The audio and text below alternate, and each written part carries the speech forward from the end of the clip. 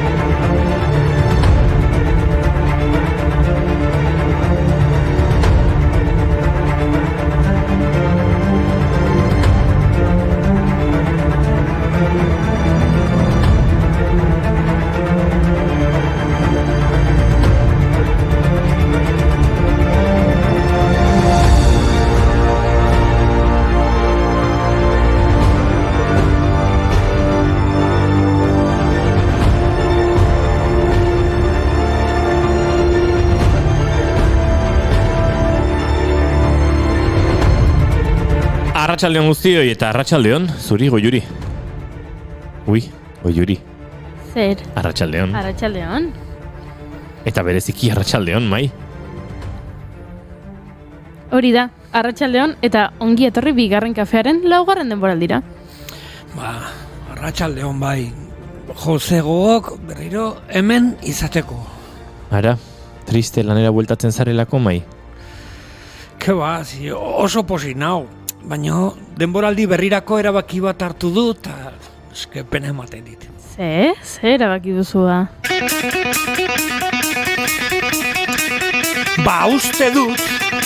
Uste dut motorra alde batera utzteko unea iritsi dela.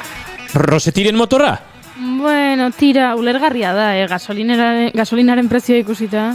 Ez dugu gehiago kontaminatuko gure sarrera txirrindulariekin, bale? Beraz, gaur ez dituta aipatuko Iban Maioz, Juancho Gorostidi, Katarin Pendrell edo Jean-Paul Van Poppel, Van Poppelen urtebetetze eguna dela. Oso ondo, Mai. Ez aipatutako aipamenak. Egia esan nik uste dut ez duzula behar Rosetiren motorra. Zuk hori ibaiaren gainetik egin dezakezu salto motorrik gabe? Ebel Niebelek bezala? Ebel Kaniebel? Bai, Mai, utzi zure motorra alde batera. Zuk nahi baduzu 17 autobusen gainetik egin dezakezu salto? Ebel Kanibelek bezala? Ebel Kanibel? Baina zein arraio den Ebel Kanibel? Robert Craig Kanibel, edo ezagunagoa den Ebel Kanibel, 20. mendeko 60ko eta 70ko hamarkadako akrobazia motoziklista estatu batorra izan zen. Bere balentri ospetsuenetako bat, 74ean Idahoko Snake River arroila saltatzen saiatu izan zen. Bere motozikleta Smithsonianeko institutuan dago, hau da, historia museoan. Bere izena errekorren Guinness liburuan topatu dezakegu 35 ezurretan austurak izan dituelako. Egun aproposa Rosetiren motorra usteko, Mai. Gaur 15 urte betetzen dira Eben Kniebel zendu zenetik.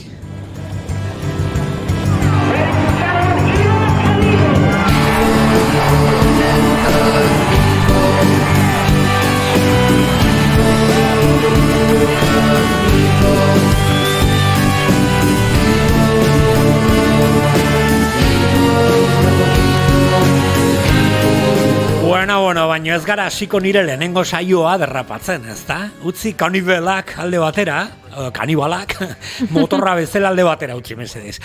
Seriotasun pixka bat, gaurko egunez, 1995 James Dean hil zen autoistripu baten ondorioz. James Dean aktore historikoa, nerabeen desilusioaren eta urruntze sozialaren ikono kulturala. Bere film ospetsuenaren izenburuan adierazten den bezala, Rebel Without a Cause. Autoistripu batean hiltzen eta bere heriotza goiztiarrak bere mito estatusa zedarritu zuen. James Dean, I know just what you mean. James Dean,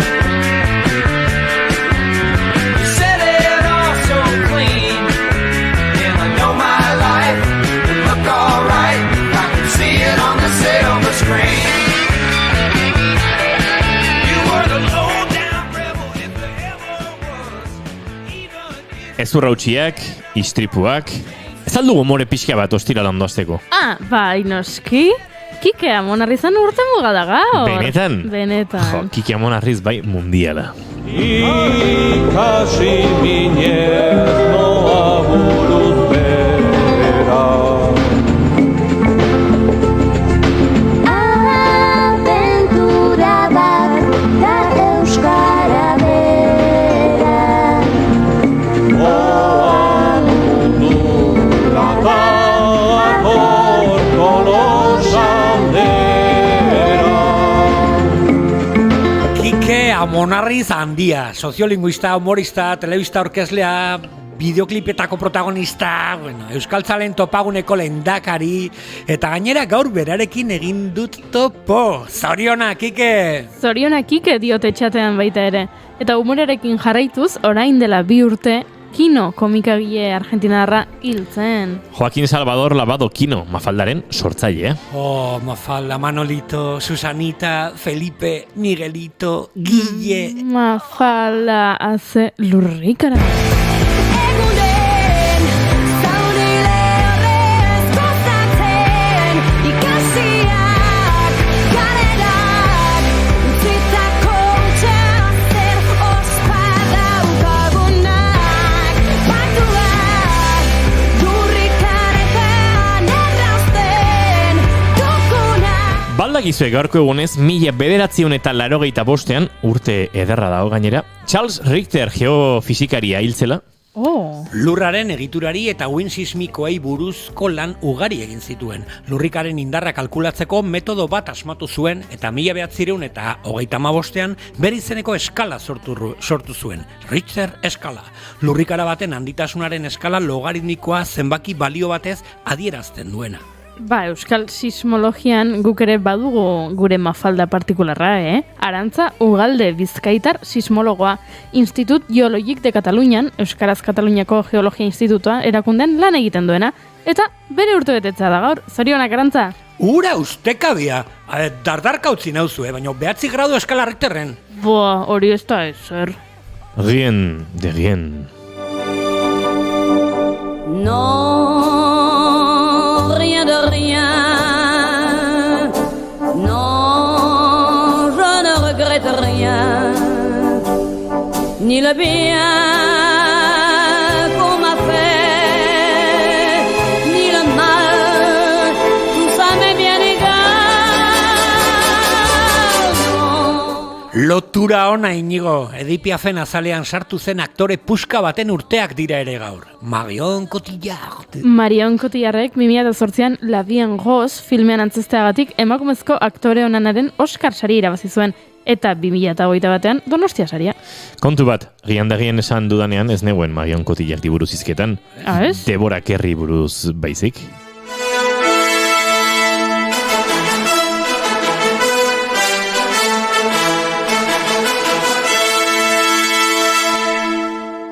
Kuo badiz, Deborah Kerr? Nora zoaz, Deborah? Agian sari bat jasotzera? Ez dut uste. 6 aldiz Oscar sarirako hautatua eta inoiz ez duzu jaso. Horregatik, giandagien. Lehiaketa hauek ez dira batere bidezkoak, Deborah Kerr handienetako bat izan zen, aktore eskoziarra. Ezagunak diren hainbat klasikotan parte hartu zuen. King Solomon Mines, Quo Vadis, The King and I, An Affair to Remember, From Here to Eternity, The Sundowners edota The Night of the Iguana filmetan esaterako.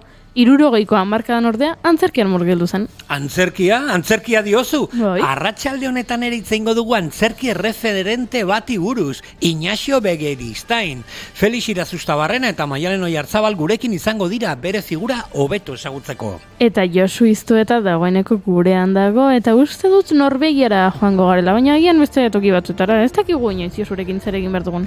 Eta Maialen Tillabideren eskutik emakumezko jazzisten munduan murgilduko gara, euren ibilbideak eta euren joera teknikoak aztertu. Friki xamar jarriko gara, hori dagoeneko aurreratzen dizuegu. Irratiaren beste ertzera saldo egiteko prest?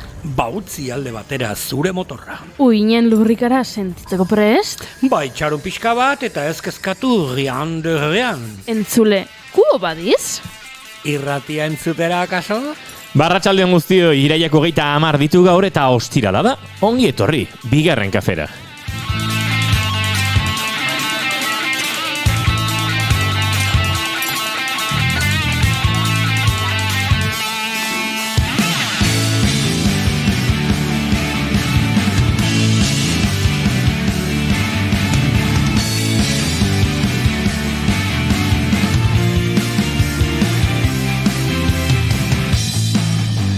Zuekin jaun Andreok, Mai Gorostiaga Pozo, arratsaldeon! Arratsaldeon Hauartseko ikaslek. Kurtso berria hastear da. Hermion, geldion. Jarri musika. Ron, txupito bat. Arratsaldeon.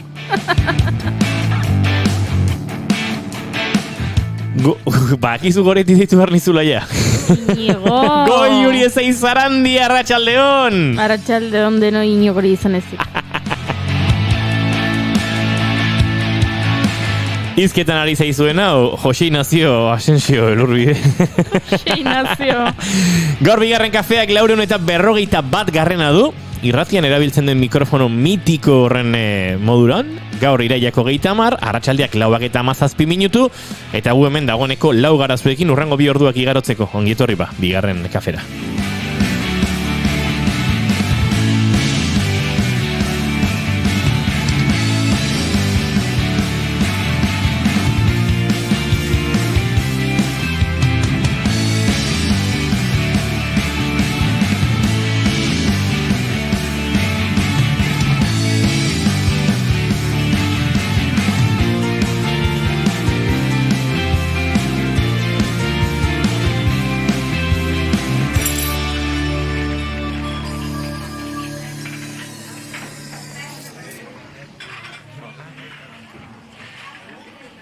Barratxaldeko 4:18 minutu eta guk kantu batekin abiatu beharko dugu, baina inork ez dit gaur kanturik eskatu eta mentxe nabil, zalantzaz josita.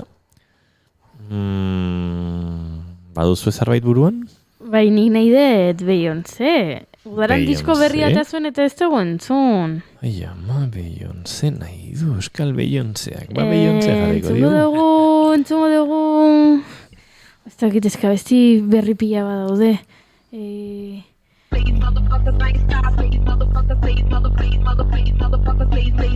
that girl. Enuen hori nahi baina. Because you are that girl. You are Yes, but I didn't Beyoncé. want this song. Zen nahi zenuen? Ez eskatu orain. Berdin du. Pazientzia. Arratsaldeon guztioi, 4:19 minutu, bigarren kafean zarete. Cause I'm in that hoe. You know, all these songs sound good. Cause I'm on that hoe. Dead ass. Dead ass. I'm dead ass.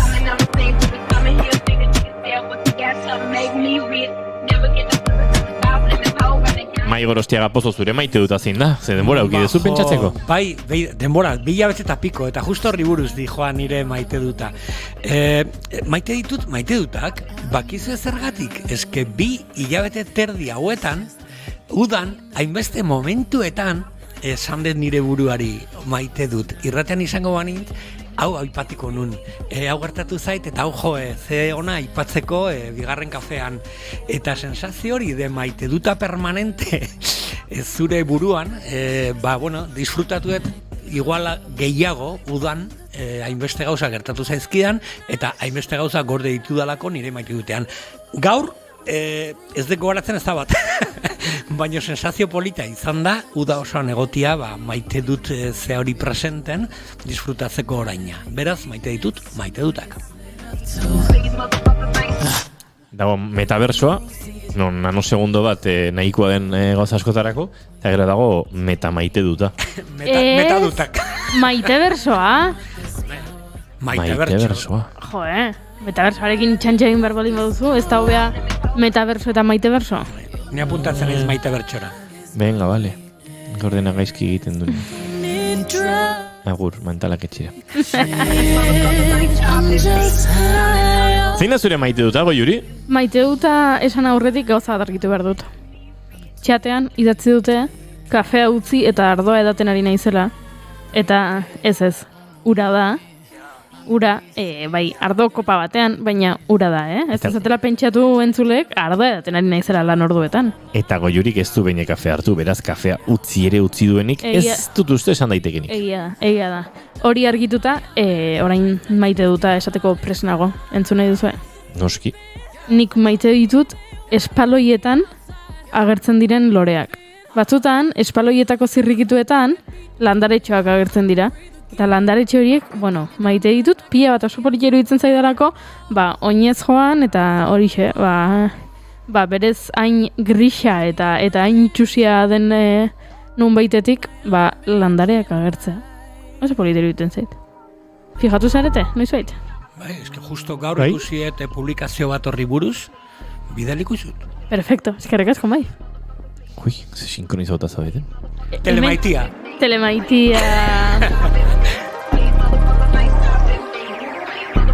This a reminder.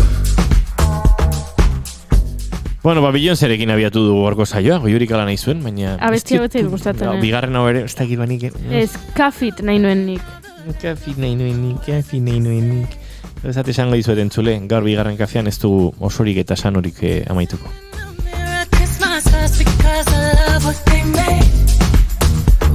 Yeah. She's a god, she's a hero, she survived all she been through, confident, damn she lethal. Banik maite duz eza daukat eta maite dut ez, edo ez dut bat ere maite insomnioa. Ez dut maite gaizkilo egitea, eta aste guztia dara amat, borrokan, eta gero laxen nago, nire buru ezin aguantatuta, eta noski gainontzekoen aguantatzeko komeria gehiago.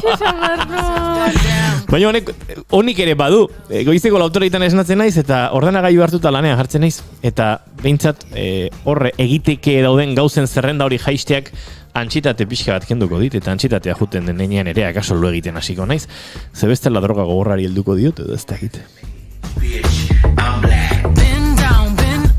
Eta ez da egit, Josu Iztuetak baduen maite dutik pres, baina ongi etorri denboraldi berri batean, Josu Iztueta, Arratsaldeon. Arratsaldeon. Maite duta prestatu aldek. Ointxe prestatu, zuek entzun da, inspiratu pixkat. Ni maite dut, ni normalean jendea gutzen duanean, pentsatzen dut berriro ikusiko udala, baina aurten gudan ezautuet jende bat sekula agian gehiago ikusiko ez dudana. Eta segura asko nigan utzi dute arrasto txikiren bat, eta don, maite ditut, eta pena ematen dit, sekula gehiago ikusiko ez dudan jendea. Hori ere bada, bidaiatzearen ez da gaitzetako bat, edo hor geratzen diten zaboritxuetako bat, ez? Ze honetik ez du gehiagi esan, sentsazio nahiko mikatza uzten du. Jendeari kaso esaten diozu, kontatzen diozu zure bizitzaren zati bat, galdetzen diozu bere bizitzagatik, eta gero agur esaten diozu. Eta lagun gehienak pentsatzen duzu, agiro ikusiko dituzula, eta bihar artea urrengo astera arte, ozuei urrengo programara arte, baino batzuk agurtu egiten dituzu, eta gian, sekula dituzu gehiago ikusiko. 4:25 minutu, gaurko saioan bidaiatzea dagokigu ostirala da, eta aurreko astean zinemaldi giroan bidaiatu ez bagenuen ere, edo behintzat bidaiatu beste modu batela bidaiatu bagenuen, gaur ohiko moduan egingo dugu, Josu Iztuetaren eskutik.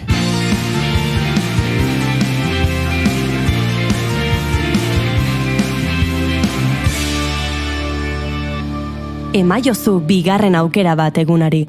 Naiz irratian, bigarren kafea.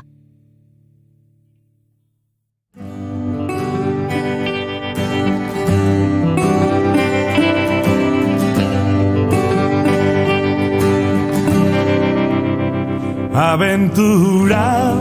Iepa, aztu zaite mendik maite dut alba zegoela. Nire gorko maite duta, dio gorka gaur ateako argazkia. Gaur ateatako argazkia, udazken giroekin kolore asko dauden argazkia, Berio auzotik ateratakoa. Donosti osoa ikusten da, orain zer nahi zernaniarra edo donostiarra, zenbat aldaketa nire bizitzan. Guk erantzun baraldugu, donostiarra edo hernaniarra zaren hori zuk esan beharko duzu, ezta? Haizu gorka bidali argazki hori guk ere ikusteko, ez dela? Ez dela hemen deskripzioarekin bizi behar, eta... Horen bai, Norvegia girora edo Norvegia ingururagoaz, Josu Iztuetan pasa dituzu, azken hilabete parea edo udarako hilabete parea, aspaldiko partez akaso luze bidaiatzen, ze pandemiak eta pandemia osteak eta izan du, Josu Iztueta hola lotu xamar, katemotzean edo bintzat bidaia luzerik egin gabe, eta uda honek eman dizu, zertxo baite gozatzeko eta gurerare historia berriak ekartzeko. Bai, aspaldian 2 hilabeteo 10 astetarako batea gabe nengoen, esan deke bezala kate motzean lotuta, beste guztia bezala, eta batzutan motzagoa den katea da suero bat botilatik zainea gaxotu nahizelako. Odun, hori bai dala luzatzeztan katea eta goma itxuraik ere ez du. Bueno, bai, bi urte di pasata gero, atera naiz 10 astetarako, etxetik atera, Araño joan, han pasa, bilabete, eta bueltatu, dela pare bat 3 bat aste. Ez da lehen aldia, izaten naizena, espero eta azkeneko ez izatea. Joan izan du naiz neguan, joan izan du naiz udan, udaberrian, ikusi izan ditut gauardiko eguzkia, aurora borealak. Lugalde kutxuna da niretzat Norvegia. Norvegia eta Eskandinavia oroko gen. Amaiera konkistatzen alegindu ginen. Baina Norvegia handia da, batez ere luzea da, eta ez da gitz ingurutan ibilizaren, iparralderuntz, erdi pare hortatik, ez da git, glaziarren inguruan, iparralderago, kontatuko diguzu? Bai, azaleraz ez da oso handia, peninsulakin alderatu ezkero peninsularen erdi, hola, 300.000 kilometro inguru, baina luzea bada. Adibiz, Oslotik Kirken ezazkeneko Rusiako mugan dagoen egira, egongo dira 2.500 kilometro errepide, S6 errepide nagusirik, eta, leku batzetan da olako tipula moduko bat, bekaldean da zabala, Oslo, Bergen, Stavanger inguru hori da zabala, eta goran tipula bezala, zuztarra luzatzen zaio goraldea, eta buelta baten du Errusia aldera. Hor gorain, goikaldean biltzen ditu Suedia eta Finlandia. Geografikoki, herrialde bitxia da, baina 2.500 kilometroiek zuzenean edo, horko kosta horretako 2.500 kilometroiek luzatuko bagenitu, ia 30.000 kilometroko kostaldeateko litzateke. Beraz, paisaje aldetik ikusgarria oso, eta biztanle aldetik, ez dira asko, 5 milioi pasatxo, baina, bekaldean daude gehiena kontzentratuta. Esan marroen biztanleari gabeko kilometro asko dauzkan Norvegiek. Asko, goialdeotan asko. Baina, esan bezala oso gustoko lekua, eta, bai, niretzat, bai, hemendikan joan zirenentzat, eraman nituenentzat ere izan liteke, eta gero bertan egon naizen jende bat ere interesantea. Pare bat aurkeztuko izuet. Hemengoakan, baino ez hola, modu desberdinean hemengoakan, bai, gero, aipatuko ditugu. Føler meg selv, du kom bort og spurte, hva skal du i kveld? Beno, bazuk esango duzu noiz aipatuko ditugun, eta geografikoki nola kokatuko garen beraz, Norvegia bezalako herrialde luze batean, gutxu erabera entzule ere kokatzeko, haren formak eta aipatu ditugu, eta, Josuk esan bezala, beste bi herrialde nordikoen iparraldea, iparraldeko itsasorako irtera hori oztopatu, eta Norvegiak hartzen du bere gain, beraz, handiena ez, baina itsasoari irtera kilometro gehien edo azalera gehien itsasora begira duen ere izango da, eta hor aukera asko daude, batez ere udaran, klimatologikoki iparraldeko lur komplexuago horiek, neguan komplexuago izan daitezkenak, Josu, udaran guztiz transitable eta nahiko erosoak izan daitezkelako, ezta? Bai, uste, Norvegia inoiz aipatu dugula programa hontan, eski aitzakia hartuta, Norvegia Tolosan, mustalantegia, beti aprotxatzen dugu aukera hori esateko. Baina, herrialde nordikoen artean, jendeak mapan kokaditzan, daude Finlandia, Suedia, Noruega, hasita eskuinetik ezkerrera esango dugu mapan. Finlandia Europako komunidadean dago eta euroa erabiltzen du, Suedia Europako komunidadean dago, ez du euro erabiltzen, eta Norvegia ez dago Europako komunidadean eta ez du euro erabiltzen, da segura asko ez du egon nahi. Guk hemendikan ikusita, beti gora aipatzen ditugu, Finlandiako hezkuntza sistema, Suediako gizarte baliabideak eta Norvegiako beste gauza asko. Baina ez da dana guk uste dugun bezala. Badaude arazoak, klima, distantziak, area juna hogetik, uste ez dakit, bueno, Dinamarkar esatuko gore herrialdeko nordikoetan, izan zan ora tonta du moduko bat, ola gay eta lesbiana eta jaialdi batean, Noruegan ere tipo destereoratu batek akatu zitu nahin dela soziatu dute tekizen bat ume. Suedian ere gertatzen dira gauzak, eta egia da aktualidadean daudela, bazken 6 hilabetetan, besteak beste, Norvegia beti egonda NATO sogeratik, eta Suedia eta Finlandia ez, eta Ukrainiako gerra piztu danean, Finlandiak eta Suediak esan dute ere igual, otanen, esatu nahi dutela. Eta, badaude barne eztabaidak, eta, haiek Rusiak hartu xamar daukate, Finlandiak batipat muga handia dauka Rusiarekin. Bani geopolitikan ez naiz aditua, inporta zaizkit gauzak noski, mundua nolakoa den, nola moldatzeko gauzagean, nola elkarakatzeko gauzare bagean, eta, kezkatzen hau, eta batez ere herrialdeak ezagutzen ditudanean, ez? Norvegiak bai esan bezala biltzen ditu beste biak, eta ni uste paisajek egiten duela ikusgarri Norvegia. Osea, eozeinik galdetu ezkero, jode kostaldea, ostra, fiordoak, eta jode glaziarrak, eta gero, gabadiko eguzkia, eta aurora borealak ez. Baina, bidai batean kontemplazioa balima da plazerretako bat, kontemplazioa paisaiarena izan liteke, beste batentzat izan liteke gizarremana, gastronomia edo ez dakit, geologia, ez? Baina begietatik jasotzen dugun informazioa da paisajearen, herri batetik jasotzen dugun lehen informazioa. Eta benetan, herrialde ikusgarria da, oso ikusgarria. Horregatik joten da inbeste jende. Esan behar dago garestia dela, Norvegia. Oso garestia. Oso garestia. Daukazun urbasori, kopagatik ez dizueko baratuko baino, uragatik igual bai, eta ardoz betetzen maezu, hemengo dieta azkareango ezu. Bere ala. Badira urteak ni bertan naizela izan, baina garagardo batek duel urte batzukan 12-14 euro kostazitzaken, gau giroan behintzat, ez dakit. Gau giroan, bai. Adibidez, bitxia da, autengo erregaien igoerarekin, 2 euroko muga gainditu dunean, hemen bai gasoila, bai gasolinak eta hola, eskandalizatu geha pixka bat. Ikulotzen dut gasolina merkearen garaia pasa dela, baina Norvegiara iritsitakoan, dana da garestiago, bikoitza ez dut esango, baina nun baitor.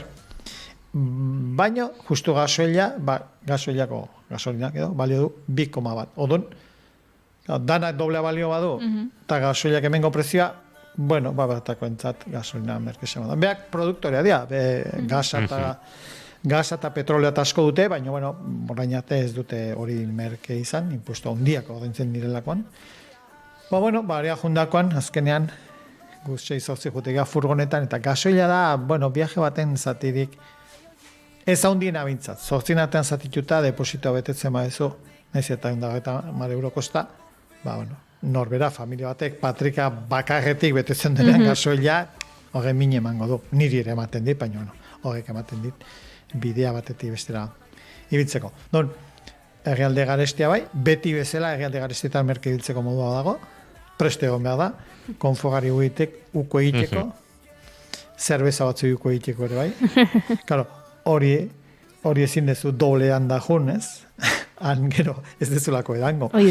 Loa ere ezin da rekuperatu, zure asko beste umatean ez ditu azken 2 egunetan galdutakoa rekuperatuko, baina, niretzat hori aldezaugetik jakin da, jun eta guztua pasatzez, saiatzen naiz nirekin datoz. Furgoneta mendik eraman da? Bai. Horrek zan edu janari asko ere mendik eramateko modon bazinatela. Bai.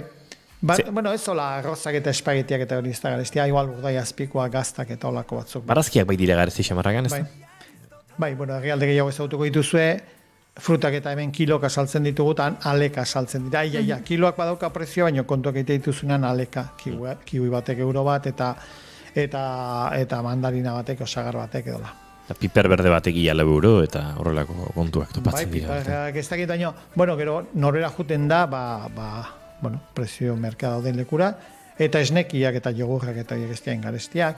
Ez da danak garestiaren. Ez, bilatu behar, jakin behar moldatzen eta... Bai. Bai, nien naiz iritsi inoiz aragora eta beldurra sartuko didazu, Ba, lasai Prezioen asuntoekin? moldatuko zean. Bale, oso ondo. Lasai bai. Eta herrialde garestienean ezin dituzu igual hemengo ohiturak mantendu, bueno, egokituko zea bertakoetara, eta etzoaz betirako, azoaz, dema pixkateako edo gehiagorako, bai. Lehen aipatuko ditu, gero aipatuko ditugu noiek, batzu demora gehiagorako jundia, eta besteak, ba ezain besterako. Ba, hasiko gara aipatzen zuen nahi duzunean, Josu, edo konta guzu, nondik nora ibilizareten, zein izan den gutxi gara bera ibilbidea, edo ze ingurutan ibilizaren? Ba, hemendikana aruntza, furgonetaz jutekotan, mintzat, norberak bere ibilgailu ematekotan, indarko ditu, Frantzia gurutzatu, Belgika edo Holanda, eta Alemanian sartu, eta bide ohikoena da Danimarkatik salto egitera Suediara. Malmoko zubia gurutzatuz pasalaike, ordainduteko zubia, edo ferri txiki batzutan erbai. Pero Oslo hiriburura, idea bat egin dezazuen, Euskal Herritik Oslora 2500 kilometro daude, eta hor gutxi gora ez daude, ipar lurmuturrera juteko bide erdian gutxi gora bera. Osea, Oslo izango litzateke bide erdia. Eta Oslotik gora, gero, inun ibilbidea Tronsoraino, hori dago paralelo 70ean, hori izan lehen bidaia lagunekin hemendikaraino indakoa, gero beste taldetxo batekin inuen Oslotik bera, beste 3 aste eta Oslon bukatu, eta azkenekoa Oslotik Tronsora, ipar lurmuturrera, eta gero handikan etorri naiz. Finlandiatik, bagena. Kilometro asko dira, egia esan, eta, lengua errepikatuz, sozialagun furgonetaz junda, gastu batzuk, ez dira inbestekoak, banatu egiten direlako, eta, udak denetarik izan du, elkarbizitzatik, kontemplaziotik, kezkatik ere bai, matxura, beldurra, eta besteak beste, helen esan duguna, aspaldi 10 aste segidan kanpoan pasagabe, eta, horretararen horbera. Asko dira, 10 aste? Ondo pasatzeko nahikoak eta gaizki pasatzeko gehitxo. Egizu, denboraren relatibotasuna gauzak ondo direnean azkar doala denbora. Egia da. Furgonetan matxura bat izan eta 4-5 egunan piezaren zai eta tailerrarekin ezin ulertuta eta geldik eta hor denbora motelago pasatzen da. Eta edo bizkarreko minez esnatu. Baita ere. Odu pare balduz izate eta ez da egokitu baino agineko minez gau bat ere, insomnio gau bat baino desente luzea. Kerrago, luzeo, Bueno, 20 minutu ditugu, arratsaldeko 5:00, zuk esango diguzu Josu, hasiko tegaren, pertsonaiek ezagutzen, beste bidaiaren inguruko xetasunik kontatu nahi diguzun, egia esan zuk gida gaitzazu, Bale, bat aipatuket. Tolosagalako ameslaria, bizitza normaltzat baldin maukagu hemen egin daitekena, mendigidaria, iraitz ezker gain, ara, juten da neguan 2 hilabeteako, lanean Lofotenea, eta udan beste 2 hilabeteako. Bere lana da, mendigidari, Norvegiako mendi ez altuenean, baino bai ikusgarrienean, eta hartzen ditu 2-3 bezero, mendi hortara igotzeko.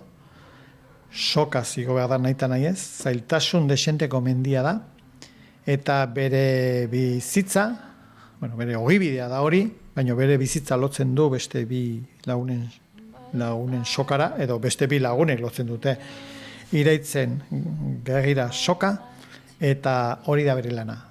Han ikusi nuen, bizidan herrian, herriskan, etxean, eta bada iraitzena, gutako batzuena bezala idealizatu liteken bizimodu bat, eta ikusi nuen zein gogorra den berak aukeratu duen gustoko bizitza hori.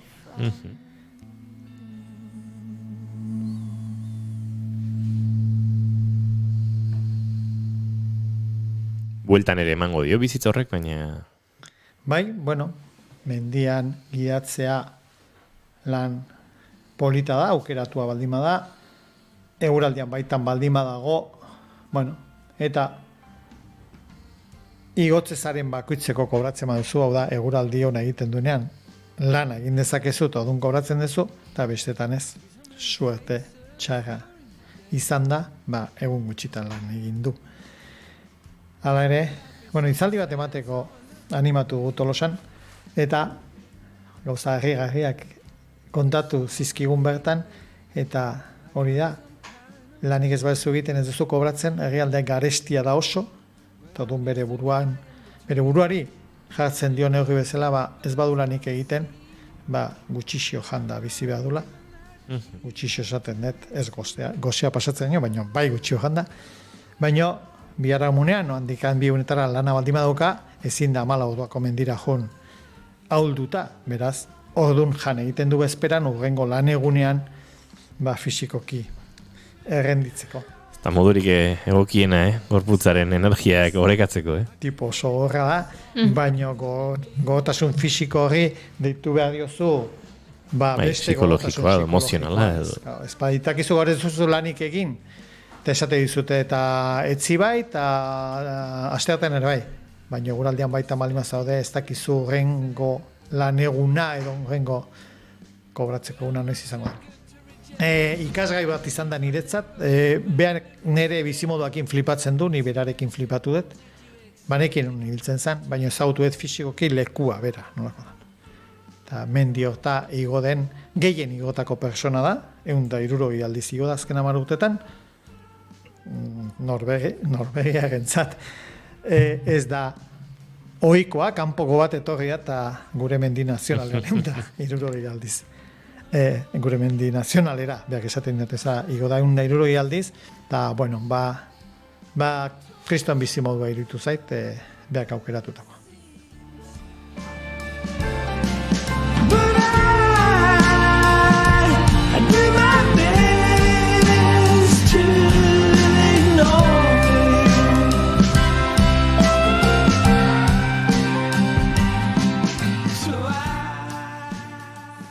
Bestean zai zaudete? Bai. Zu jarraitzearen zai gaude. Aurreko izateko zaize. Neska gazte bat, 25 bat urtekoa, Naemi Elbani Altuna, igual irakuriko zenuten berari buruz zozer, argian atera zen zozer berrian ere bai. Neska gaztea, biologia eta ikasitakoa, aita Casablancakoa, ama hemengoa, Altuna bizenekoa. Horia, bi gauza aipatu ditugu. Emakumea, zientzian, ikerketan, eta bigarrena etorkin, bintzat aita, etorkin, naren alaba. Zientzia da bere pasioa, ikerketa, eta Artikoko uretan, ontzi batean, egite ditu bere ikerketak, eta gero lehorrean ere bai noski, hau Tronson bizi da, gaztea da, uste txio batzuk idatzi zitulako zientziari buruz egintzela oso ezaguna, eta, ni berarekin egon nintzen bertan, Ander Izaigaren bidez ezagutu nuen, Biharamonen Cambridgea zijoan, unibertsitateara, kriston persona iruditu zitzaidan, gaztea, ausarta, ameslaria, eta 3 gauzoiek behintzat dituena. Ikerlaria beti imaginatzen ditugu Artikoan, bigote izoztutako kriston gizonezko, esaten joan, ez, justu irudi hori apurtzen du, eta eminentzi bat da. Foraminiferoak aztertzen ditu. Bai. Wow. Foraminiferoak. Zer da? Zer da foraminiferoak? Fosil txiki batzuen oskolak. Eta horren bidez, ondorio batzutara iristen dira, aldaketa klimatikoan, aldaketa klimatikoa, emergentzi klimatikoan, muestrak hartzen ditu zein balekutan, izotzetatik muestrak hartzearena nahiko ezaguna da, baina, ni agertzen nau nola persona bate dedikatu ezaken hainbeste denbora gauza batea, ez? Zenbat jende dagon gauza batean espezializatua, gero beste batzuk denetari zozer jakin dezagun, ez? Ni flipatu iken hau, horrek, ez? Benga, espezializatu, beste bat igual laborategi batean dago, eta ez da inoiz handik ateratzen. Ni biologoak ezagutzen ditut, eta bain batek aspaldian esplikatzen. Gazteleaz. Hay biólogos de batas, y biólogos de botas. Biólogo de batas da laborategin, imaginatzea ditugun mikroskopeti behira dauden beste olakok, eta de botas dia, mendian, ibaietan, glaziaretan, muestrak hartuz gero de bata izateare tokatzen zaio. Mundu bizimodu batzuk, bokazioz egiten direnak. Bokazioz eta baldintza zailetan, eta, Kurioso da, zen Naimaren kasuan, momenari hain ikusten bera Bilbotarra da, ama Bergararra du, eta Casablancakoa. Ark bidai batean deskubritu zuen, bere ikerketarako eta geologiarako pasio hori.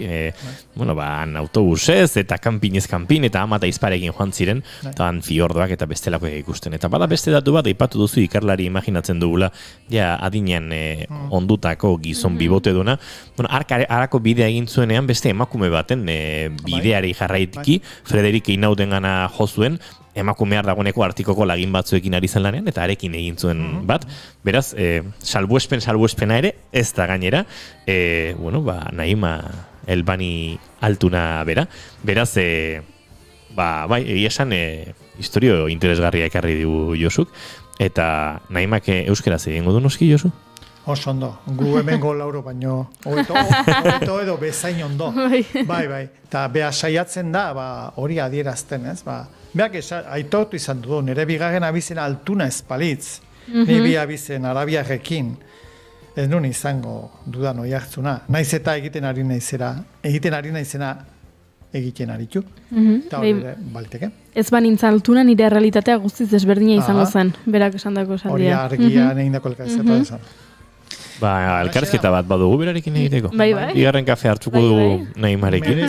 Merezi du, zen bada jende bat hemen esaten duena, berari ala esango diote, opoketan etortzen, jode, zu bizizean, como te lo has montao, Angoran, aurora borealak, argazkia biali zenun. Hori hemendik esaten duena, esan bat zaio, probatu, fun, iraun, laste... Junai eta isiliko nahi. Ikusi ez duenak ez dakiz erden hau. Eta gauerdiko eguzki ikusikoek zean, udan, eta negun berriz eguardien ez teki ikusiko argirik, eta igual aurora borealaren bat bai. Ni jende horrekin asko identifikatzen naiz, beste, diskursotik ekintzara pasadalako, eta hausardiz jokatu delako. Josu, bidaia honetan, 8 lagun izan zarete furgonetan, bidaia ezberdinak egin dituzue, jende interesgarria ezagututa noski, aipatu dizkiguzun hauek, baina nolantolatzen duzu bidai hori, alegia zuke zurekin doazen hoientzat ere egiten duzu, alako gida lan hori, eskaintzen duzu zerbitzu hori, eta eramaten dituzu, kaso, jendeak imagina dezaken ohiko bidai formato batetik kanpo, baina zurekin daramatzazu, eta gero badatoz beste batzuk, zezu Norvegian egontzara, talde ezberdinekin bidaiatzen, ez da? Konte guzu pixka nola egiten duzu, no? Hauten puzle moduko bat egin dut, triatloi moduko bat esango nukenik. Bata hemendik gara juteko bidaia lagun artean egin genuen, 6-7 lagun, bakoitza 1.000 euro jarri, zaraino iristeko 3 astetan, da hori izan zen, bidai konpartitu bat, nire furgoneta han egon zedin, zen furgonetan bidai bat asteko, eta gure furgoneta badakizue da gure garraio bide, ostatu merke eta lotoki merke. Eta herrialde garesti batean sukalde merke ere, bai. Bai, batez ere. Eta hori izan zen lehen bidaia, gero bigarren bidai bat izan zen beste 8 bat, beraien artean ezaguna, bidai asko konpartitutakoak, eta hori izan zen pixka bat, jatetxe bat jun bagina simil bezala erabiliz, menua beraiek eskatutako viaje bat. Eta, hori baditu alde honak, beraiek bazekiten undin ora joan, elkar ezautze zuten, eta lotako tokiak erreserbatuta zeuzkaten. Hori bentaja bada, baino, zeozer gertatzen bazaizu gaur, hemen, jodezagon, hemen Tolosan Donostian, eta gaua baldimagazu Mirandan, da etzikoa Arandan, eta horrengoa Madriden, da horrengoa Toledon, gaur ezpase eristen Mirandara, biharkoa aukertu zaizu, eta etzikoa ere... Eta etzidanbukoak damutik du dagoeneko gehiago, bai. Eta horrek asko estresatze zaitu, nau, badakizulako, gauzatzu lotuta daudela, baino agian askatasuna, ni ohituta nagoen askatasunak eozien lekutan geratzeko, niri lasaitasuna ematen dit. Eta hirugarren bidea ibazan guk eskainitako ibilbide bat, hasi Oslo honetan Orkapeaino, eta, hori nik erabakitako ibilbidea zen, kanpinetan da, batzuk kabainatan lo egiten dugu, beste furgonetan, eta, irura seidantzian. Horretak izan den triatloi moduko bat zela zen, igereketatik atera, lehen viaje izango litzatekenetik, transizio labur azkar bat, sartu, hartu bizikleta, segi, behintza badakizu uretakoa bukatu duzula, bizikletakoa ea ondo ateratzen den, bigarren transizioa junda azkeneko korrikaldia bukatzeko. Eta ni bukatzen dut, kakasontan bukatu dut jendeakin urruti, etxetik oso urruti, gero bueltan etorri naiz, handik, baino, beti bezala viajea bukatzea, nire kasuan, etxean, komunean eseri, periodiku zahar bat hartu, eta esan, Dios, hemen txenatxiok, uninoan, bueltatu nauk, lavadora martxan jarri, eta hola izan arte, niretzat, beste batentzat igual, loiun edo numetxe bukatuko, baina niretzat bukatzen da, etxeko komunen. Hola esan da itxusi xamare bat. Irudi baino alaxe, eta hola esan. Jo, ziztu eta ze gauza hona, etxeko komunera bueltatu zinela, periodiko zaharretu, eta hori periodiko zahar horretan agertzen ez diren historioak kontatzera. Ez dakit, azken azpimarrarik egin nahi duzun, beste pasarterik edo baduzun kontatzeko, da bestela gortuko zetxo. Musikakin hasten duzu programa, eta bitxia izan da oso urrutinengoen, bakarrik etxiratu garnen handik, lagun bat prestatu zen, nirekin etortzeko, eta, bisitatu ditugu lagun sami batzuk, kautokein honan Norvegian da, enontekion Finlandian, improvisatzaileak dira, joik improvisatzaileak, horietako bat Tolosan egon zen, eta hola, Helsinkiti pasatzeko asumoan nun, eta Etxepare institutuan badago, hemen euskaldun bat, euskal kultura eta euskarazko klaseak ematen, Araitz Klaramunt, hori ere apuntatu bere izena, elkarrezketatzeko. Eta bapatean, begiratzen ari ginela, Etxepare institutuko berri, han enteratzen gea Euskal Aste ospatzen ari zirela, Helsinkin eta Tamperen. Egia. Eta bapatean, Tamperetik pasatzea, etzan guretzat bidetik asko okertzea, eta antxe, gau batean, 3 kontzertua. Izaro, bulegoa, eta eskaiketan. Etxea bidean. Ez dut esango viajean bukatu izate banuen izen komunaren horrek segitzen du. Hortik etxeko komunia 2000 kilometro zeder oraindik, baino bai izan zela olako, aklimatazio moduko bat, esan ez jode. Nik 3 kontzertu horiek etxean ez nitu nentzungo, edo 3 leku desberdin eta junbarko nun, eta berriz lagun giro eharrean, 3 entzun, eta ez da, etxea torre. Etxetik urrundenak du, beste xarma bat. Bai. Eta gehiago hola zen izan balitz propio jundako, ez dakit kontzertu bat, ez dakit nun emandakoa, baina izan zen holaxe, pasaeran, esango nuke pasaeran, eta oso ondo pasa, no? Ni ordurako ere nahiko relajatutan nengoen, hori ere esan behar da. Ez baita kontzertu bat berdina izaten nubetetik zatozenean, edo zoazenean da, eta burua. Eta jendearen ardurare zure gain duzunean, eta... Jo zuizu eta, eskerrik asko, plazar bat izan da, zure Norvegiako abenturabek ezagutzea, akaso gehiago ere ekarriko dizkiduzu, azken bidaiontatik hemendik aste batzutara, eta bitartean ondo izan. Vale, eman dizkitzuet, 3 personajeen... Bai, eta helduko diogu bainera. Vale. Banan. Izan ondo, aio. Naiz irratia.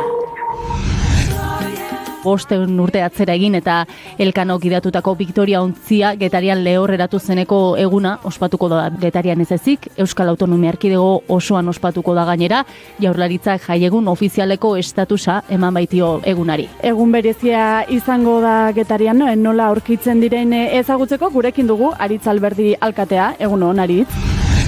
Kano, Getariar bat, marinela, munduari lehen itzulia eman zion pertsona eta euskalduna. Pixka bat eta horrek suponitzen duen guztiarekin, ez da, kaso hau gaine aurrenengo izanik, mundu mailan kokatu dako izartian egiten dula, no? 500 urte berandu eta 100 urte beranduago erabakiak hartu genula orain dela 3-4 urte, eta zela eseri egin behar ginela, eta gai honen inguruen itzein egin behar genula. Oda, bazela garaia, eta nik hau 2019ko irailaren azkieretan ezan nuan, Sanlukarra gonbidatu estudiaten eta gonbidapen hartan haien aurrean ezan nuan.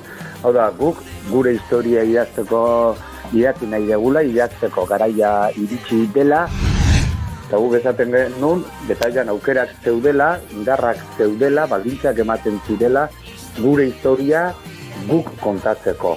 Eta orduan, guretzat onurik handiena izan da, 3 urte hauetan, saiatu izan garela, perspektiba desberdinetatik historia hori arakatzen.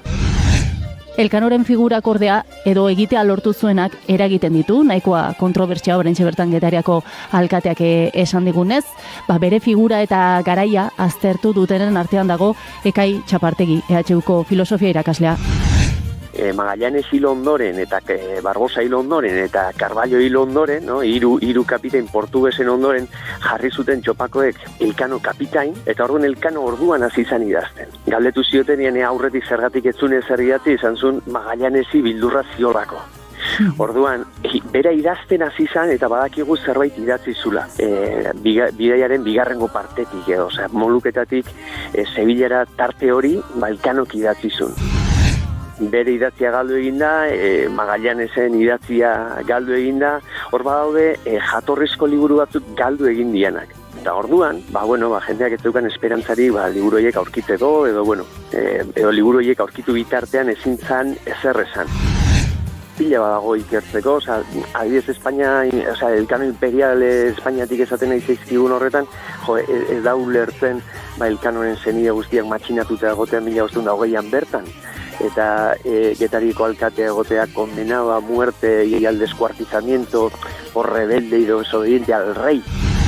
Elkanoren irudi aldetik, ni esango nuke Elkano agertzen dela bidaian zehar eta inguruko bere ezagutu zutenan aldetik, pertsona bat oso fidagarri bezala, bere ezagutu zutenak beataz fidatzen dira, beagatik bizitza arrisku estremo eta eramateraino, eta hori nire ustez da bere izaera buruzko gauza destakableena edo, nola jendea fidatzen den beataz, erregea ezik, gortea ezik, gortezauak ezik, horiek ez dira Elkanotaz batere fidatzen, kapitaintza orokorrak enduko diote, berak eskatuko ditu nobariak ez dizkiote emango, zeuskan pentsioa ez diote ordainduko, horri gertzen da tensio handia zeukala Elkanok gortearekin, eta horren esplikazioa da, bere jatorria, bere Getaiatik datorrela, Getaia rebelde batetik, eta mundu bira bukatu duna ez dela Magallanes izan, militar, noble eta,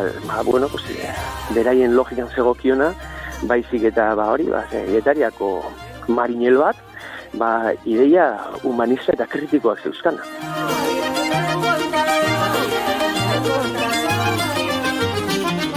Naiz irratia.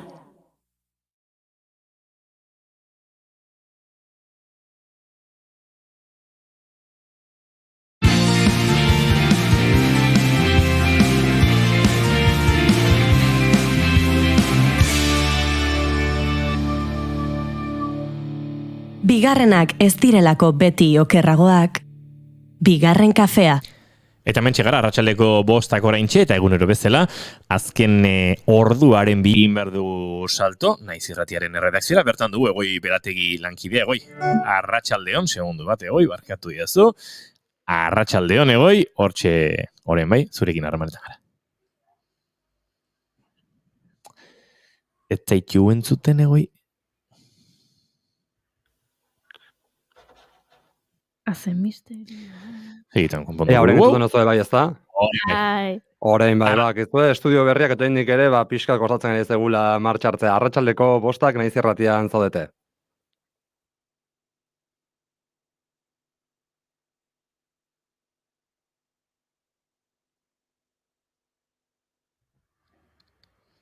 Badiru da arazoak ditugula, gure estudio zentralekin harremanetan izateko, eta ez dugula, Egoi Belategi entzuteko aukerarik segituan saiatuko gara konpontzen eta zoi azken orduko horiek hartzen. Naiz irratia entzuten ari zara. Bilbo aldea, 82.2. Gasteiz eta Arabako lautada, 81.5. Donosti aldea, 83.8. Gernika, 86.7. Leitza, 85.1. Bortziriak, 103.1. Urola, 91.8. Goierri, 102.2. Legazpi, 94.6. Naiz irratia. Bilintz, zineaz jakin nahi ez duzun guzia.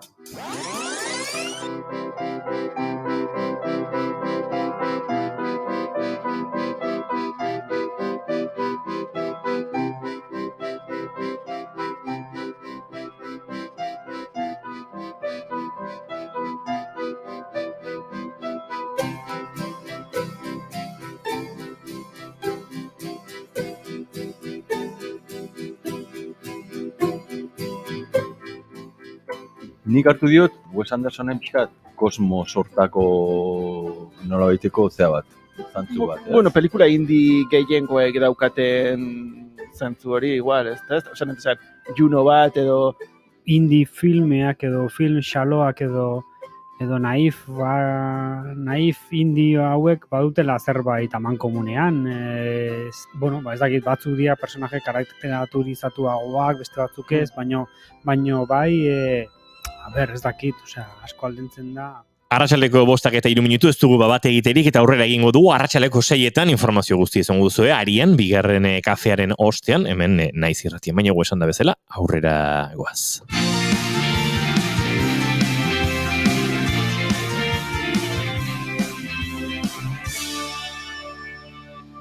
Keep calm and bigarren kafea. Izpilu parean, arro irrie itean. Eme oldarkorretan negarrari. 1922 urte handia izan zen euskal antzerkigintzarentzat. Adituek diote, naiz eta aurretik ekitaldiak egiten ziren, urte hartan hasi zela lehen komedia aroa. Izan ere, baserrietako sabai batzuetan, apaiz eskoletako aterpeetan, edo parrokietako zinemaretoetan antzeztuta, euskal teatroa 1922an abiatu zen Senperen eta Azparnen. Erantzuneta Angela Davis. Nola diren gauzak, urte hartan bertan, handik 70 kilometrora, euskal antzerkigile handi bat jaiotzar zegoela. Iñaki Begiristain Albizu. Euskal antzerkiarekin batera jaio zen antzerkigilea. 100 urte igaro dira ordutik, eta asko dago ospatzeko. Entzun.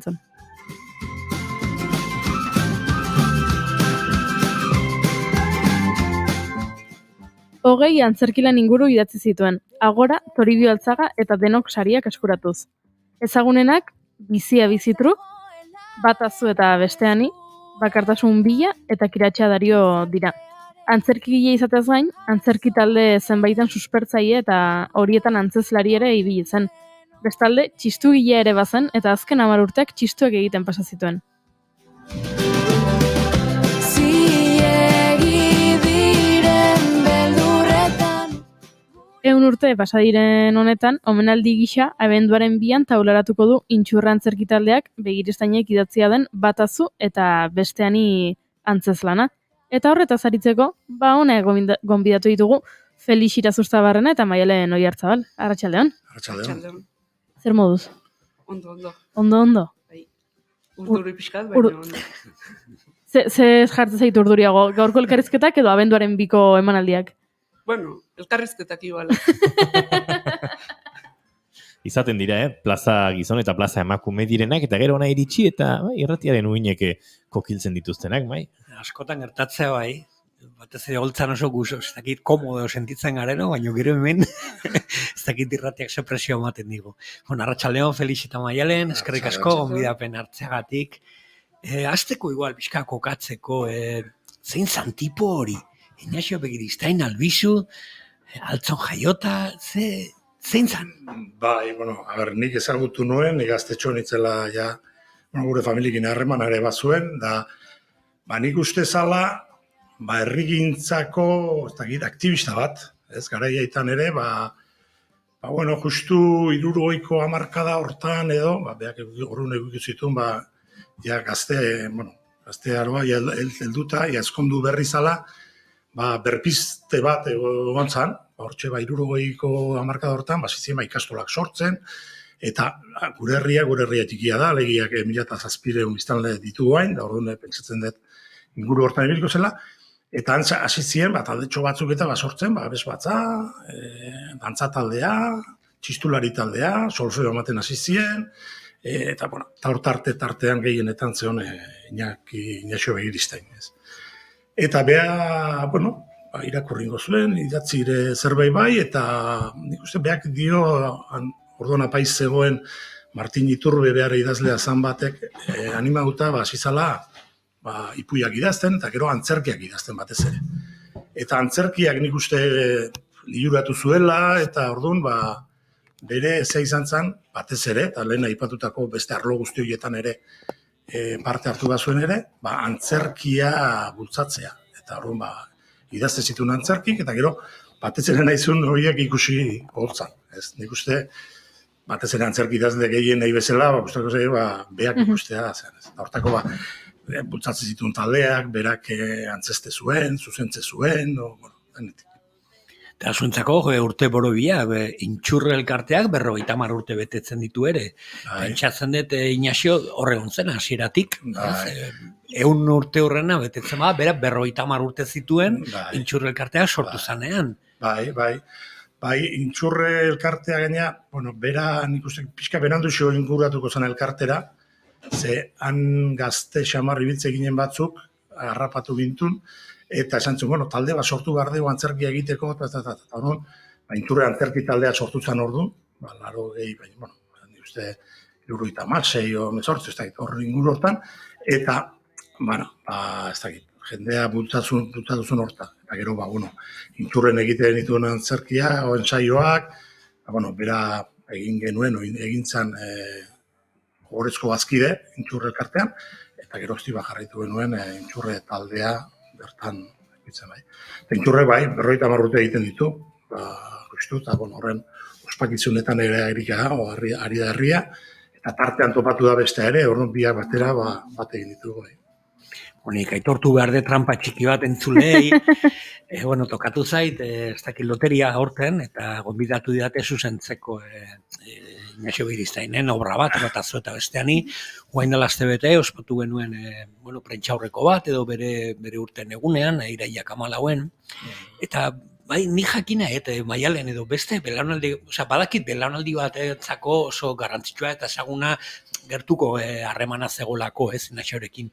Baina, nire ez tolosarra naiz, eta izena entzun bai, baina ez dekin ezer berari buruz. Referente askotan kanpoan bilatzen diteu, eta inguruan daukaguna ez dugu behidatzen edo ez dakigu existitzen dela, ez? Eta altzon handi bat jaio zen, baina beste handi bat ere jaio zen altzon. Eta zala Inaxio Begiristain. Beste belaunaldikoak nola bizi izan duzu izen hori, ez?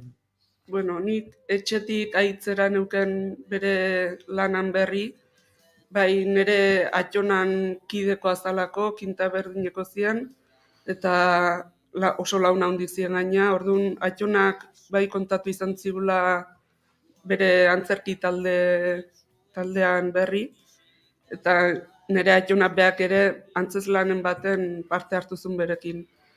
Eta horregatik nahi ilusioa egite ziten talde hau sortzek eta Inaxion obra bat itzek, baina harri dana nahi iruditzen zaitenez, hemen gertu olako pertsona bat euki, eta ez ezautzera ez ematea. Eta gure kultura da eskenen, da zabaldu behar litzake. Ni pertsonalki, zor bat, alde hortatik, izen horiek ez dakit, nola doala bere mailan jarri behar dira, eta nola doala zabaldu behar dira egindako lana. Ni hasi naiz beste obrak irakurtzen, eta gehiago, eta flipatzen, gero eta gehiago, juten naiz idazten edo irakurtzen markatu edo ikusten gauzak, eta harrituta gelditzen naiz, hainbeste itzulpenak, hainbeste obrak idatzita. Lehen egon gara komentatzen, Hamiltonen luz de gas, edo lurrun argi itzulita, bere garaian, Troiana Euripidesena, langile hutsa. Euskerakin harreman zuzenaz handia zeuken, eta bere antzezlanak ensaiatzako garaien esate zuen ahoskerai garrantzi handi emate ziola.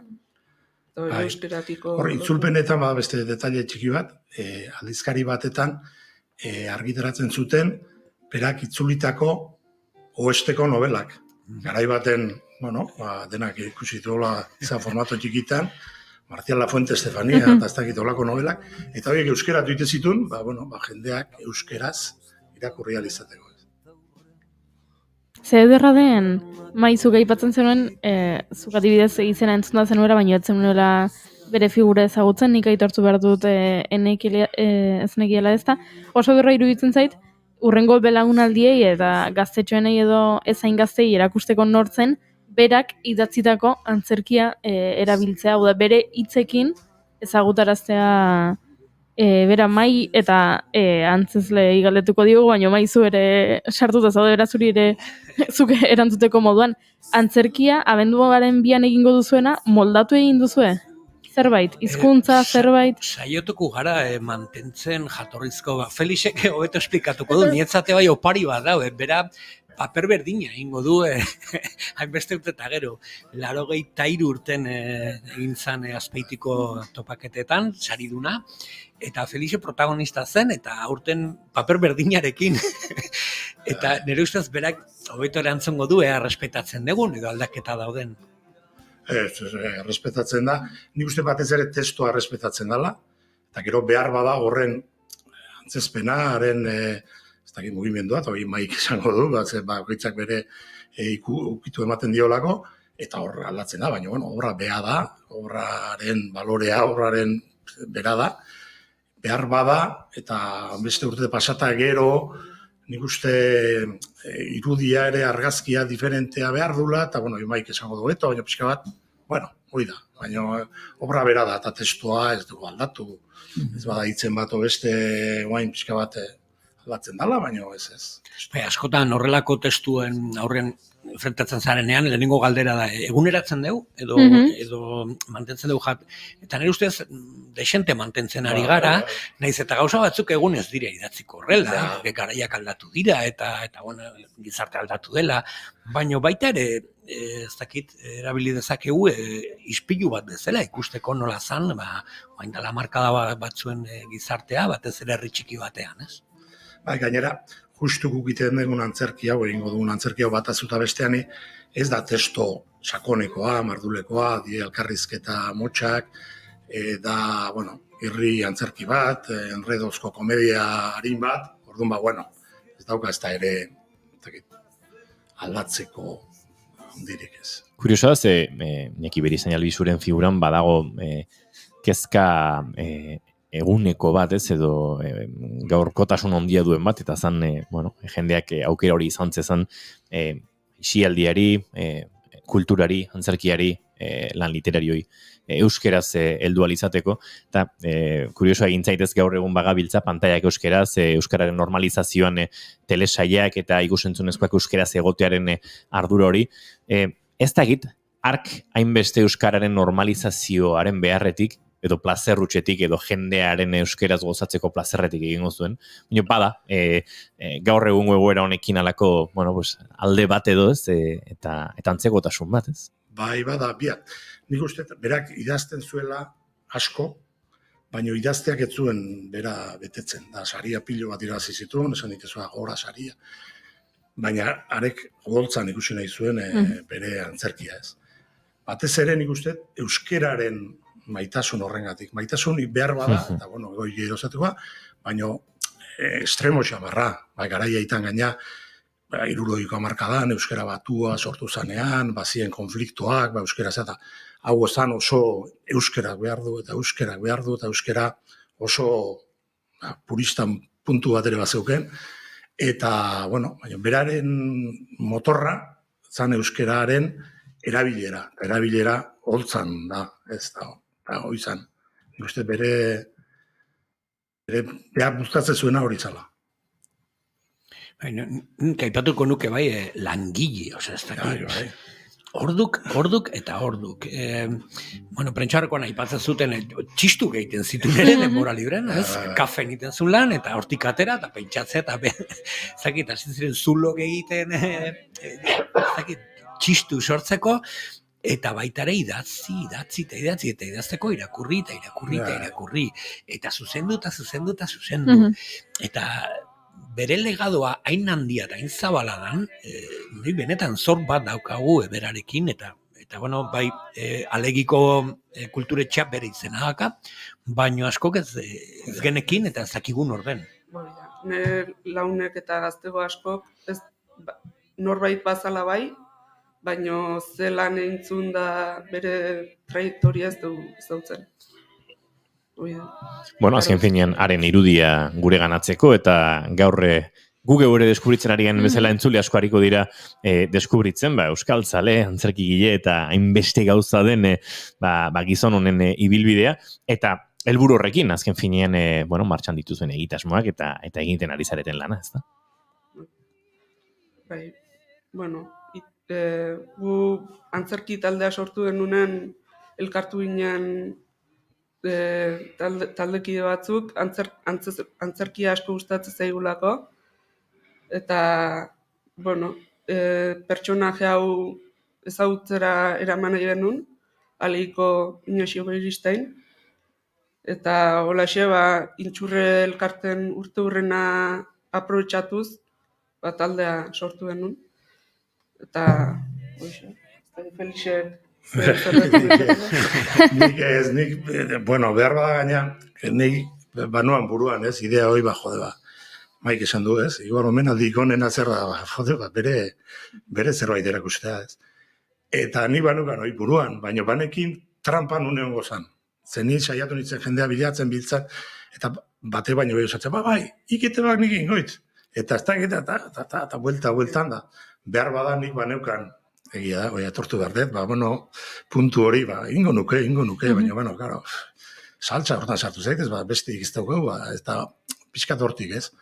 Eta orduan, hasieran talde gaina motel mugitu zan, da gero ja batzuk hasi ziren da, eta behin jazten danen, jende bat edo beste inguratzen taldera, velozidea hartzen du, eta taldea osatzen da, ez? Eta nik uste talde batxukuna osatu dela, lan handia daukeu, ez dakit, abenduk bi esan dezu, ez?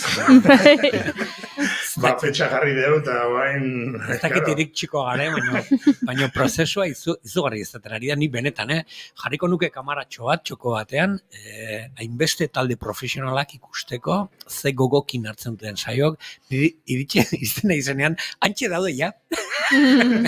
Hori ez da oso ikoa tailerretan, eta WhatsApp talde baten, oso bizirik dago, lortu jantzin bat, edo bidatu dut, edo ikusi nahi eta begiratu argazki hau, energia aldetik oso polita bizitzen ari dena taldean, eta prozesu hori ez du inork kenduko, ez? Gero emaitzak ikusiko dugu, baina behintzat ari gara lanean, Inaxio hori, pentsatzen dut bere garaian antzekoa izango zela pasio hori, taldeko pasio. Bai. Nik uste hor, nik ezagutu nuen, nik txurre antzerki taldean haitu nintzen, nik uste bi obra egin ditula, berarekin, eta nik uste hor dune oso talde trinkoa ginela, ez? Eta, gero gogoan diteu gehiena, jute ginenen antzerkitea, eta ondorengo festak, eta gehiena, baina, ensaioetan ere, eta ensaio beti izaten die, batzutan pixu, baina ensaio gomer da. Baina gero ensaioan bertan, giro ona zehatzen da, eta pixka bat, Esan behar da Inaxio sortu zituen antzerki talde pilo bat, ez? Usurbilen, Berrantolosan, Urnietan, eta emanaldi pilo bat egin zituzten talde horiek. Nola edo ala, kutsatu zuen euskal eszena, hango garaian. Bada garai bat, igual talde amateur asko egoten zana, ez? Herri bakoitza bazuen bere antzerki taldetxo bat, eta horrela, ez? Eta karo, haiek elikatzen ziren baita ere, inaxoen testutatik, eta gero, berai eskatzen zioten laguntzeko zuzentzen, edo probatzen, edo ez dakit, pixka bat gainberia hori ematen, eta horrela, eta bai, hemen Tolosan oargin ere, bai, adibidez, eta bai. Maialenek beti aipatzen duzu ahoskera, eta nola zaintzen zituen horrelako, ez dakit, hitz asko agertzen dira, termino asko agertzen dira testuan, ez direla oso ohikoak edo segurazki, bakarrik alegin entzuten direla, izan daiteke. Bai, bakarrik alegin, eta, guk hartu deun antzez lan hau justu, dago lesaka inguruan oinarrituta, eta orduan hitz batzuk bai direla lesakan bertako, eta guk ezautzen ez genitunak. Eta, gazten arten inorrek ezautzen ez ditunak, edadeko batzuk, hitzen batzuk bai ezautzen dituztela, adibidez izperringia, egunkaria esateko, o aldizkaria esateko, eta bai, kuriosoa da, euskarak eraman duen bilakaera honekin hitz hori dena galtzea, ez? Eta zergatik obra hau eta ez beste bat? Hori jakin daiteke? Ez dakigu. Ez, nik, ziginen pixka bat, esan du, guazen obra. Egia da, nik egin genituenatik honek, arrakastasun, jendeak parra asko iten du obra honekin, ordu. Hoi ikiston oso erakargarria da, zuk jurnalizatea norbaitena, eta jakitea parra egingo duela, ez? Eta, hori esan zehaz, beste batzuzken, baina drama, xamarrak, eta, pixka bat igual, nekagarri go, edo pixka bat ditezan, eta, ez dakit nik uste asmatu deula, bintzak jendea taldea bizitzeko balio digu, obra harin bat eta horra izatea ez. Aitzue gaur ostira iraiako 30 eskatologiko xamar jarriko gara, baina desiatzen ibiliko gara mendik aurrera, Josu Iztueta garen bidaiak etxeko komunean amaiditzan, eta desiatzen izango gara, abenduaren 2an zuek kakapila topatzeko antzokiaren kanpokaldean. Itzordua jarrita dago. Abenduak 2. Bai, eta zorionak intxurre taleari, eskerrik asko inaxori, beste usteagatik, eta bi esker, gurekin egoteagatik. Animatu, Animatuko gora, Felix Irazostabarrena eta Maialen Oiartzabal, bioi, mila esker, kakapila, eta izango du elkarren berri. Eskerrik asko. Izan ondo. Urik ez dakarrenetan Eta aitortu behar dugu, maite minuta garela, Popatik banden zer egiten du kantu honekin, azken segunduak entzun, eta bagoaz, jazz giroan segituan aurrera, arratsaldeko 6 bitartean. Eskuak nire poemetan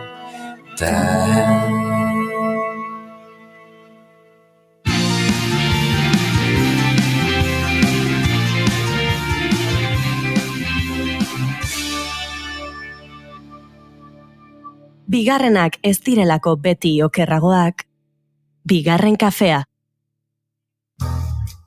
Bilintz, zineaz jakin nahi ez duzun guzia. Gaur, Bilintzen Little Miss Sunshine.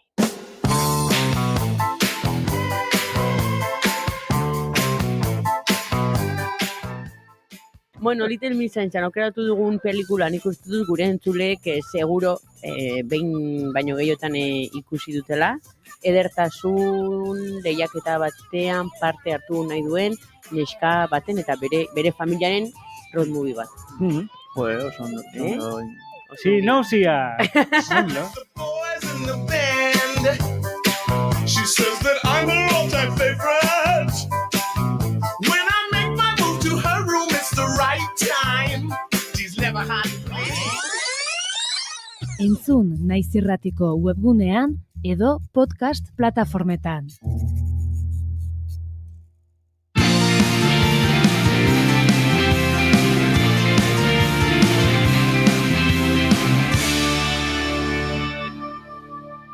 Naiz irratian, bigarren kafea.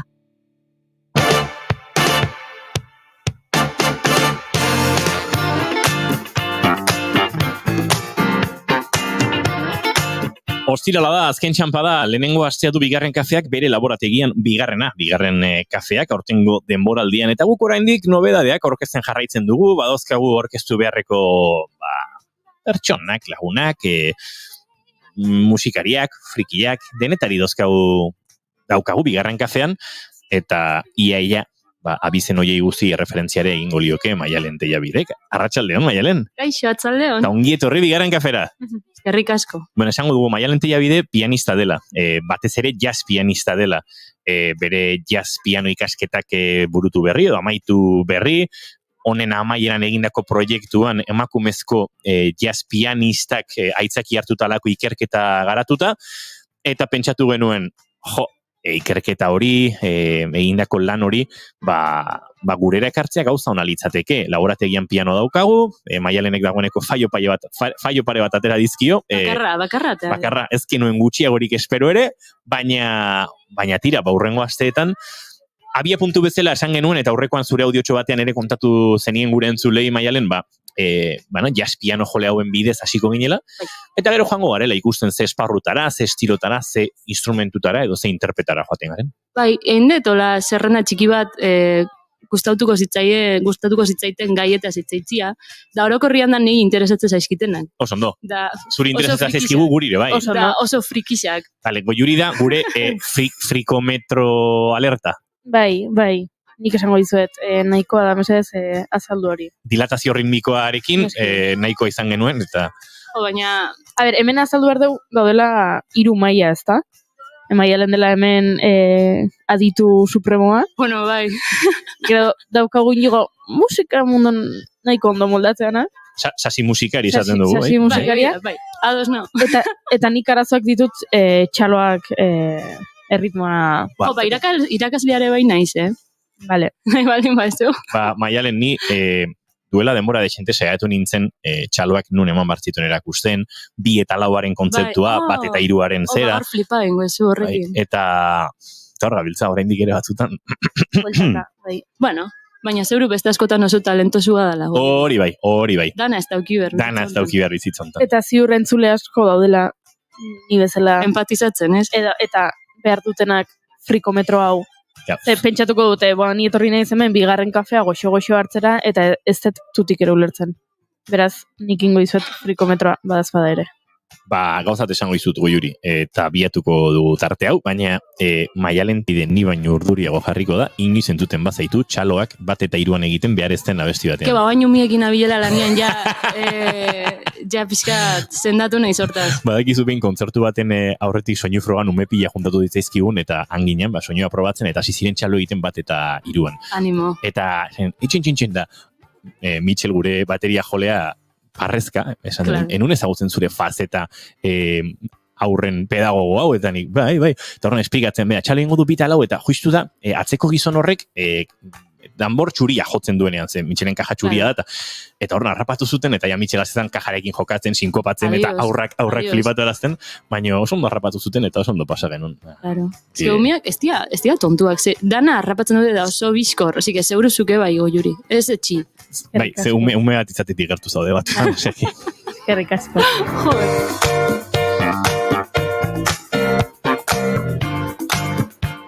Bueno, gaurko lehenengo ez dakit aztertu, sakondu eta tripak aterako dizkiun pianista Patrice Rushen. Rushen, nola euskatu behar da? Patrice Rushen. Izango da? Bai, alare Patricekin hasi baino lehenao, nahiko nuke pixkat kontestu pixkat eman nire lanai, egin nun urtarrilean idazten hasi nintzen, da ekainean bukatu, maiatzean bukatu nun, da hartu nun ardatz bezala artikulo bat, deitzen dena Equal at Last, Women in Jazz by the Numbers. NPR kasetaritza ez dakitan elkarte bat, edo, baina, estatu batutan nahiko aipagarrizia da hori dana. Eta eintzuten ikerketa bat 2007 da 2019 bitxartian, jazzeko zerrendetan, top 50an, ia zenbat emakume da, ozen parte hartzen. Da datuak nahiko tristiak dira, eta hemen dazkal 100.000 zenbaki, baina ez dakit garrantzitsua da inbeste zenbaki ezatia, baina kontua da, urtero, baina urtero, 150 baino gitxio, diazela emakumiak. Eta top 10an euntzan urte bat, euntiala erdiku, bost proiektu emakumiek lideratuta, baina horrek baitxare esan nahi du, edo bikaina zea, edo etzoa zinora. Ze gainontzekoan, naiztan mediokria zean, etza salduko. Orduan, nahiko datu esanguratsuak dira, da baitxa errealitatea esladatzen dutenak. Eta hortaz gain, claro, baitxare lan hau egin nun, batez ere, karreran ziar ez detelako emakumezko referenterik euki. Da orduan zenun, pues, si no me los dan, me los hago yo. Eta jazta, orduan, batez ere, bizirik dauzen emakumiak aukeratu dituz, zen musikuak badakau joera beti atzera behitzeko da ez. Orainera begiratzeko edo, bai. Hori da, bai. Eta Patrice Rachen da lehenengua aukeratu nuna, 68 urte bete ditu gaur, eta naiz eta... Zorionak, Patrice! Zorionak, Patrice, bai. Da, naiz eta karrera oso luzi aukidun, da, ja batek pentsatu bezake, emakume hoia relajatuko zen da, ez, kontzertuak ematen jarraitzen du, eta baitxa unibertsitatean lanian. Orduan, aitzena egean hau, Patrice Rachenena da, 80ko hamarkadakoa, baina nik beste gai bat landu nun. Alare, lehenengo Patrice Nordan esangoet. Pianista da, kompositoria da, multiinstrumentista, ekoizlia, Grammysak eta Emmysak eta hau edanak zuzendu ditu sarritan, baitxa musika klasikoa konposatu izan du, ezik eta klasikoa daka, eta famosa intzan, entzuten den musika motaitxik, baina lehenao jasa intzun. Jaurrait nau entzungo dugu mesedez inigo.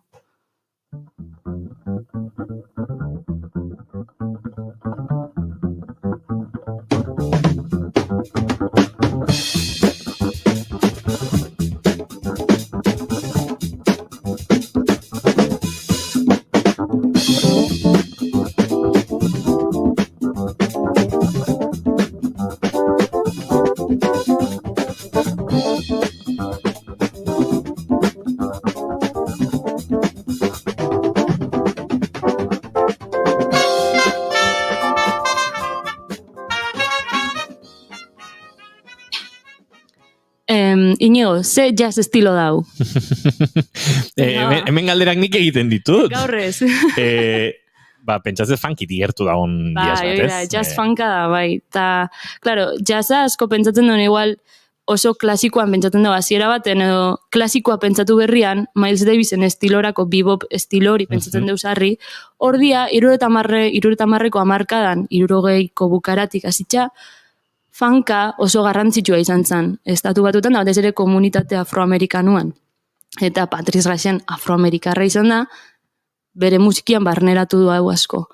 Eta hau bere lehenengo diskoko tema bada, eta naiz eta orain entzun deun hontan aiziak dauzen, nik aurkitu nun YouTubeen bideotxo bat, Patrice Rachen supergazte, bastekitz, afroak egin da 20 urte dota bat, izango zituen asko jota, da triuan jotzen du. Nola, Rodesakin, pasada bat. Nik komendatzen dut bilatzea. Rhodes edo Rhodes pianoa, piano elektroakustiko bat da, piano tradizional baten mekanismoak, eta Fender gitarra amplifikadoreen teknologia edo pixka nahazten dituena. Eta edo zein teklistarentzat jostailu ezinbesteko zoragarri. Eta hori nekzaren nahikoa diru hori erosteko, ez dira markiak. Baina, egia Rhodes pianoak, simuladoreak, nahiko ondo egiten dituztela. Bai. Da gainera, soinu bat, edo zeinak identifikatzen duna, igual ez dakizu Rhodesa dela, baina entzuten dezunien, bai, zer da. Piano elektriko bada bintzat edo, bai. How Right Now, tema hau, jazz funka da esan bezala, Prelusion diskokua, eta asuntua da, emakume honek irabazizun txapelketa bat, Newport Jazz Festivalian, eta zitsun 20 urte. Eta, zela da, berdin dio, irabazizun txapelketia, eta Joe Henderson da diskuan. Aha. Eta esango, zein da Joe Henderson? Zein da Joe Henderson? Joe Henderson puto. Saxofonista, tenorra, claro, 70ko hamarkadan ja heldua. Eta izena handikoa da idana da, digamos, diskuai bultzada handi bat emateko, izena handizak sartzen zituzten gaztien proiektuetan. Da orduan azintzanien errepasatzen da, flipa einun. Da, claro, gero aitzezu diskoa da zezu, bai, hemen dago. Tenorra oso oso bizkor ezautzen dezu, batez ere musiki hau sarri entzun baldin badezu. Momentu friki eta hitz egiten aritu gara lehen, Maialeni gertatuko zaio pianisten estiloekin eta akaso saxofonistekin ere bai, saxofonista batek 3 notarekin identifikatzen du Hendersonen sonidoa, edo trompetistatek Milesena, edo badago hor timbreetan eta jotzeko moduetan, eta baina identifikazioak batzutan denbora pixkatia prekupanteetan, beldurra ematen dutela. Baina eske hain da pertsonala musika hau, musikari bakoitzak bere izakera isladatzen du, ordan zeitxun nabaritzen da, Herbie Hancock, Dan Bill Evans, Joe Henderson, edo Stan Getz, edo nor, edo Roy Hargrove, oain dela gutxi hiltzana, baitza zeitxun nabaritzen da, unik uste da la musika honen nola politxena.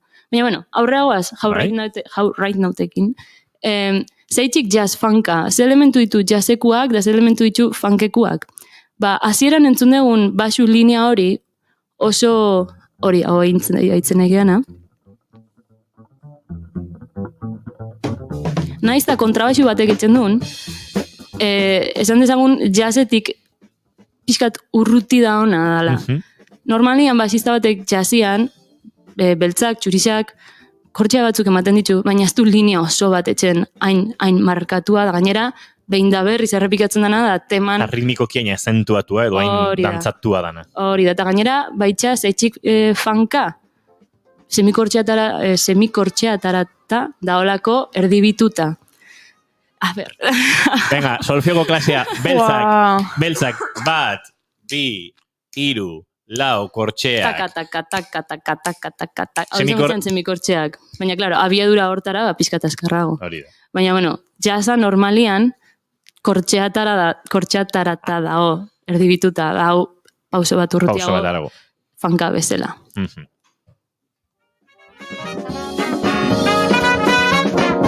Adi. Azkeneko hau entzun deguna, da Super James Brown.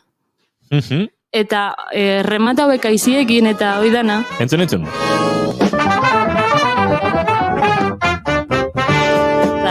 De serie americana 100%. Boiuri oro betu lortu dezu. Bai, ez? Osa, James Brown ubikatzen dugu da, zela koreografiak da, izeskuak ordantzatzen demora guztizean da. James Brown gaizki, oso gaizki. Bueno, neko pertsona iluna. Genero blokeoa daukan pertsona bat. Baina, gauza saltzeko balio izan digu, ondo. Baina, bueno, kontu eukiko etolako referentzizekin. Nik uste, akaso, adostu dezakigu dagoeneko, ez? Erabilitzakegu, baina ipamena egingo du hemen markita. Baina, bestela, estilo asko azaltzeko. Hori da, kontzeptuak azaltzeko baliatuko ditu. Memorian daudelako, baita. Hori da, eta ondo, bale? Baina, bueno, hori, baita honetxik fanka. Funkeko gai asko da souleko gai asko horrela bukatzen dira, olako remate bat egin aizeskuen rematiakin, eta gero berriro groovera iristen gea. Groova da, abesti baten ritmo kontzeptu osua, dantzatzera bultzatzen zaitun hori. Eta jazza zeitxik, aiziak dauzelako ez, aizien arreglu haitxik, alegisa, aiziak zela idatzi dia zen elkarren artian harremantzeko, harmonia haitxik, ez dut naizela hor sartuko ze demora galtzen hasiko da, hor bai jun naitekela friki aldera, baina ikiarri. Niko ez da ulertuko nizuke da gaso ez, eta entzulea flipatzen jarriko dugu. Bai, segurazki bai. Akaso egin ezakego ero, 3. kafea, ez? 3. denbora bezala rugbian. Bai, baina zeakin, rebujituak ina igual. Ze bestela, baina bueno. Bakarrik izango etena da, sofistikagoa dala, harmonia, funka izateko.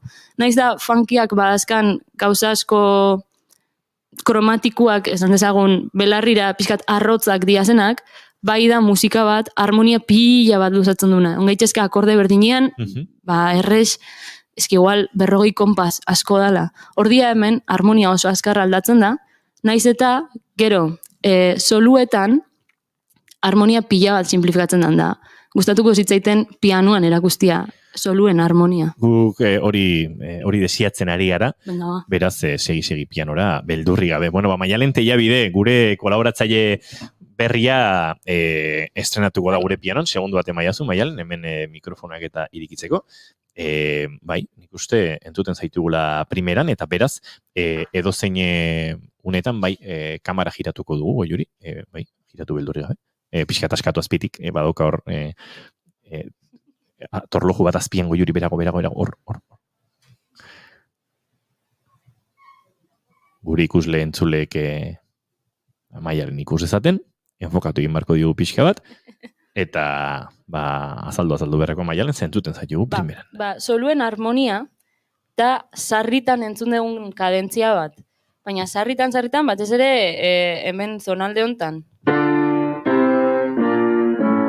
Oso flamenkua izen laikena, ez da kadentzia frigio bat, esan dezagun ez da flamenkoek beti etxen dutena, baina bai da oso tipikoa da, batez ere, bai 70 hamarkadan da, gero uste, 80ko hamarkadan geixo haindik, musika diskuan asko entzutezan kadentzia hau, eta orduan, naiz eta abesti osua oso sofistikagoan harmonia aldetik, gero, soluetan asko simplifikatzen da, eta eskala batekin bakarrik, dana inaldezu.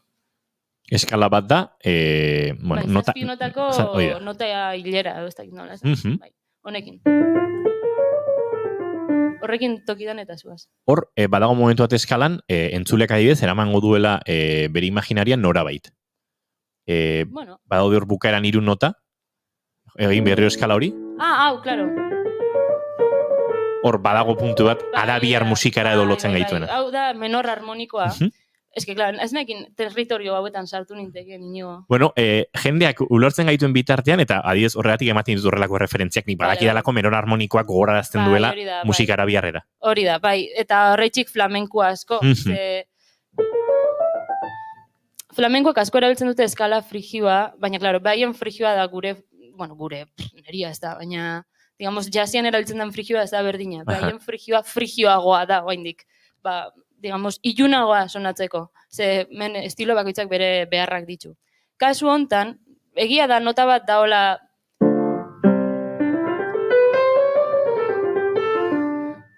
erabili dezakegula do naturala, do sostenido erabili berrian, hori dana, baina hori beste kontua da. Asuntua da, erabiltzen dela, progresio hau, jazz eta funk ritmoekin. Eta hau da, besti honen grazia, besterik gabe. 4 akordoiek berek osatzen dute, kantu bat edo patroi bat oso ezaguna. Baina baina etzait bat ere okurritzen, beti pasatzen zait berdina. Horrek berak ez? Bueno, klaro, hori da. Hit the road, Jack, hori da. Hori da.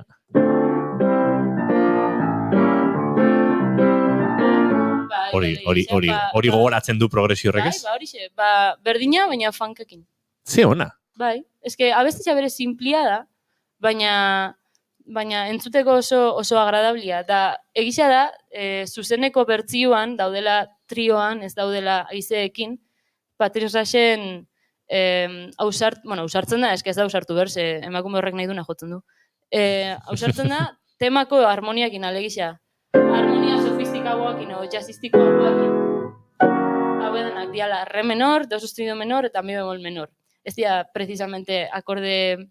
Oso komplexu edo... Ez, baina asuntua erabiltzen ditula bosdunetan. Eta hori bai da zailago. Hori entzulean neuronak kortozirkuitatzen ari da. Sofistikatu da, besterik gabe. Orduan hori, da, nik adibidez, aitzare estilo hau erabili nun, jazetik gertuago da ona, ze azkenian egisa da, aiziak, aizezko instrumentuak asko laguntzen dutela funkera hurbiltzen, eta pianoak ezain beste. Baina, bueno, guztia praktikatzia da, dana bezala. Aizue, plazerra hondiz, Maialen Tellabide gure pianoan izatea. Egunen batean, ja, pixkat konfiantza gehiago hartzen dugunean denok, eskatuko diogu gure pianoan bere zerbait jotzea, eta horrelako zerbait, baina momentuz honea Patrice Rachenen inguruan hitz egitera etorri da, eta tira, Patrice Rachenen inguruan, oraindik baditugu minutu batzuk arratsaleko 6etara bitartean, datu pare bat gehiago edo xetasun pare bat gehiago baditugu emateko, batez ere bere igual orain aldira etorri behar dugulako, edo oraindik badago zerbait iraganetik aipatzeko. Ez que emakuma beste gatu. Kontua da, hau izan zen 70ko hamarkadan da, 3 disko publikatu zituen jazza jotzen.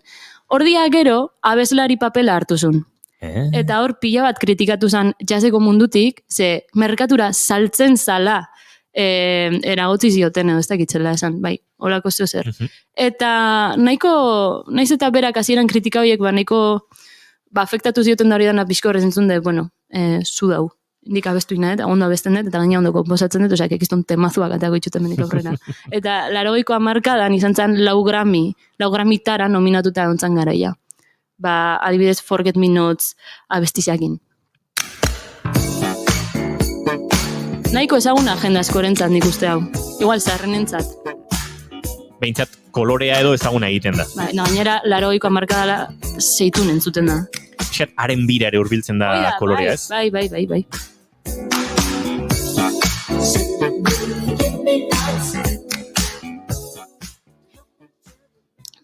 Hemen, abesti hauetan garrantzitsuena, oraindik basua da baitza. Aurreko abestizen nabaritu deu kontrabasuak inzala, soinu akustikoagua, baina hoia basu elektrikoakin da, soinuan koloria da, digamos, pixkat, otzo ez da, baina nik hau abesti hau morea entzuten eta adibidez, baina bakizu hau nire paranoiak dira zara. Nire morea dira. Ez zaititza etortzen burura orain. Sineste ezina da, zenbat kostatzen zaidan sinestesia hitza gogoratzea. Baina, bai, askotan aipatu dut sinestesiaren inguruan, badirela musikariak akordeak kolore batean entzuten, zutaz ari nintzen, nahian enteia bide, beraz, gogoratzen dut oso sinestesikoa zarela. Baina, musikarien artean gertatzen da batzutan. Zuria pixan muturrekoa da igual. Ez pentsaren beste, baina normala, sekontanekin musika abstraktua dela. Musika abstraktua da, entzun bakarrik etzen dugu.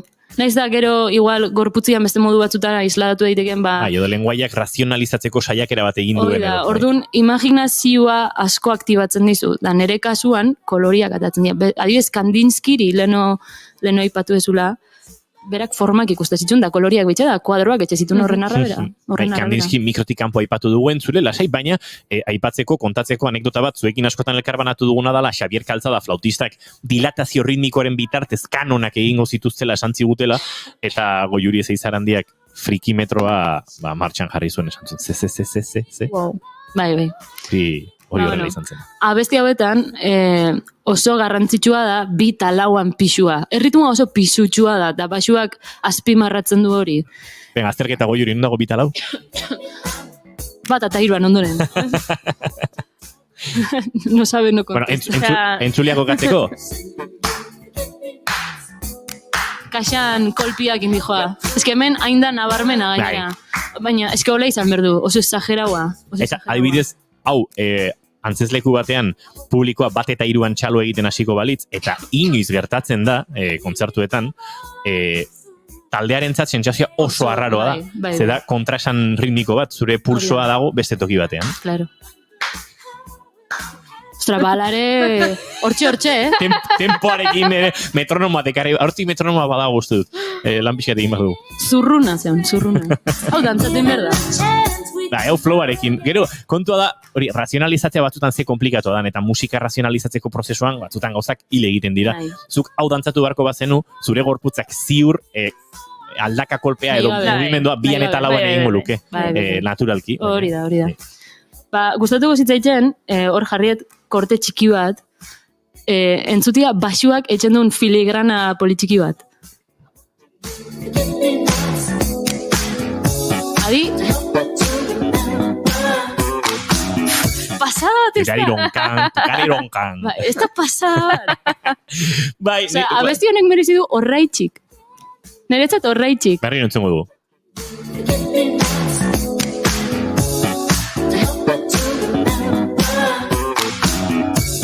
Ez que zorra da bada. Super guapo da.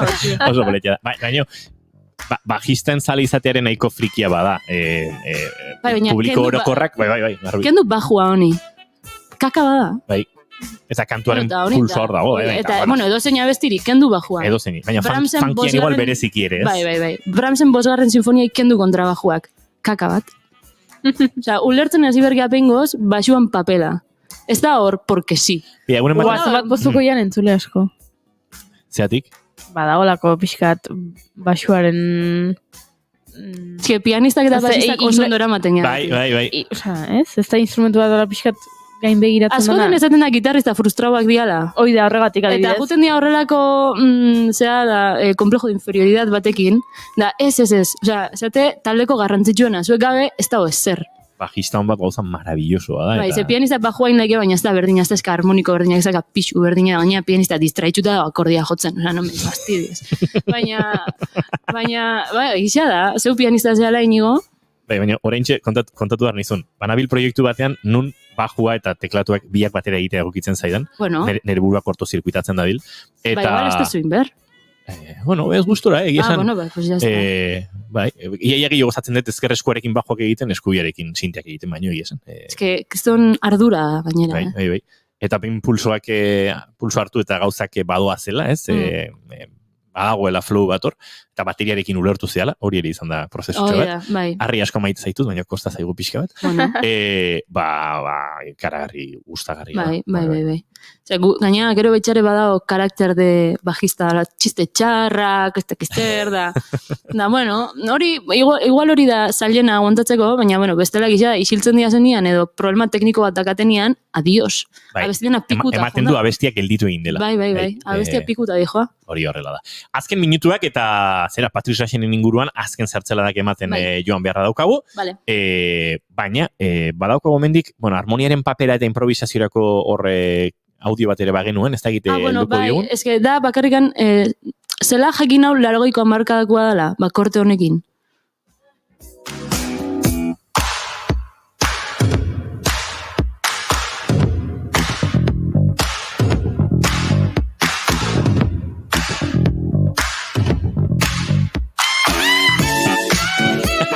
Alto.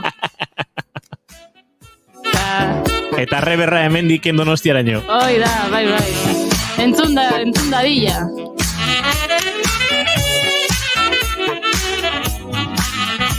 Jake gauden kontatu behar diogu anegotan Maialen Tellabideri. Zuko horatzen duzu pin kontatu. Deitu Maialen bakarrik, omai. Ez esan izen osua, etxala, nerea mainu. Maialen. Bengo Juri kontatu zenigun Amaia Resen eta bioi. Zera, Kardashianetako bat zan, dauken naste bat buruan. Bai, zer? Saxofonista bat kontratatu zuela Kanye West izan zan.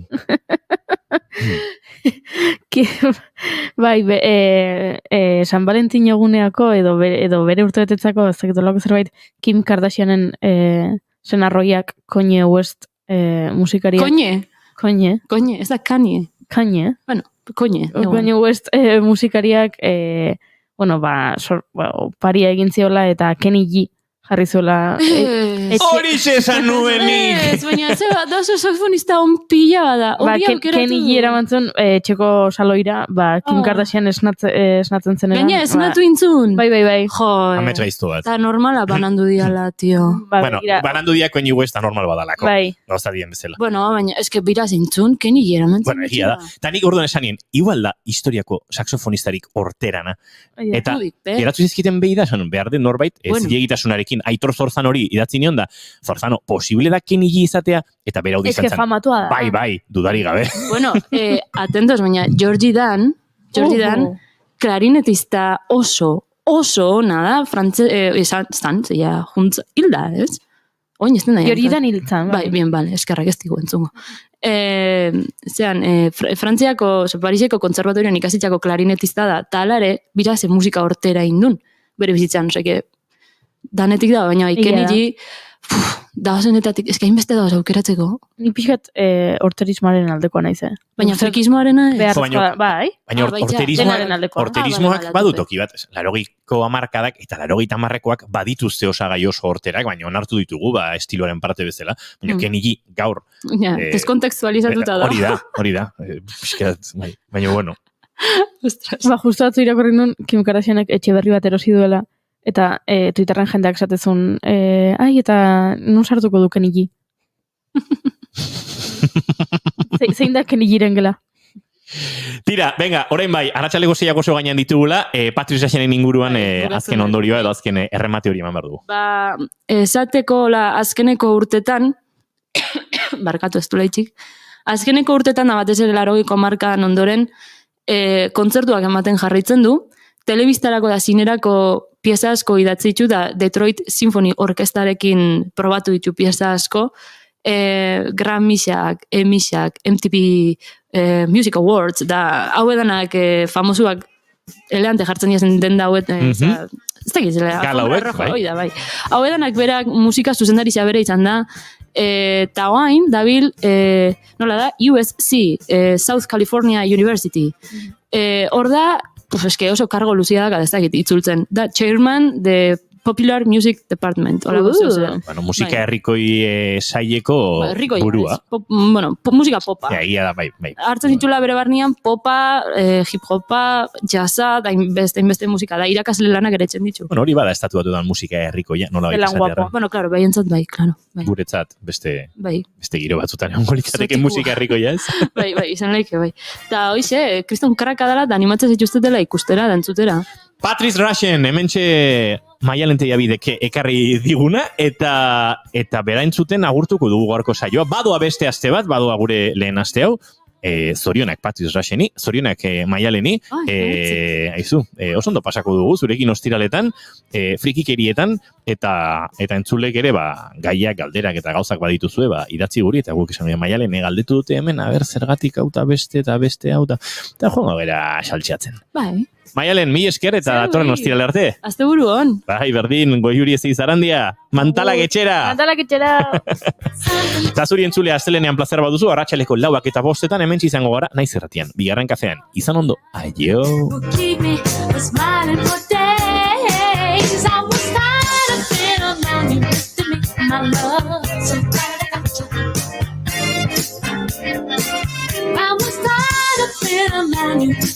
My love, I'm mad about you. I was tired of being alone. You used to meet my love, so glad I got you. I was tired of being alone. You used to meet my love. I'm mad about you.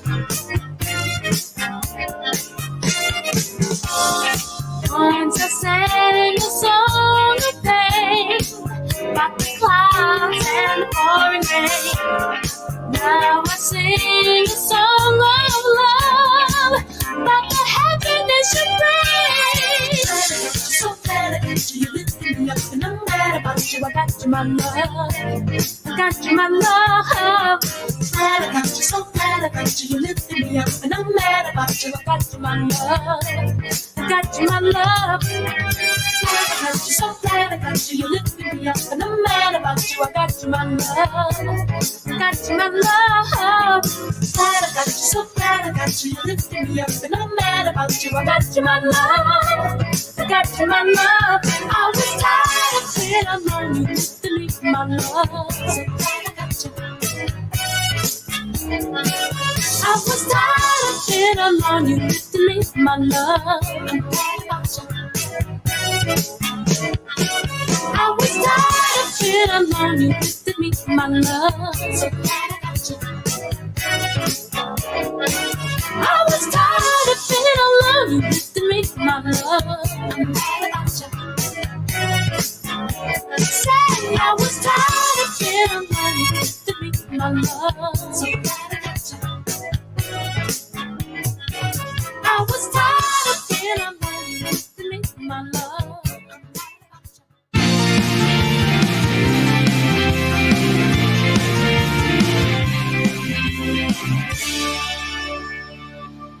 Keep calm and bigarren kafea.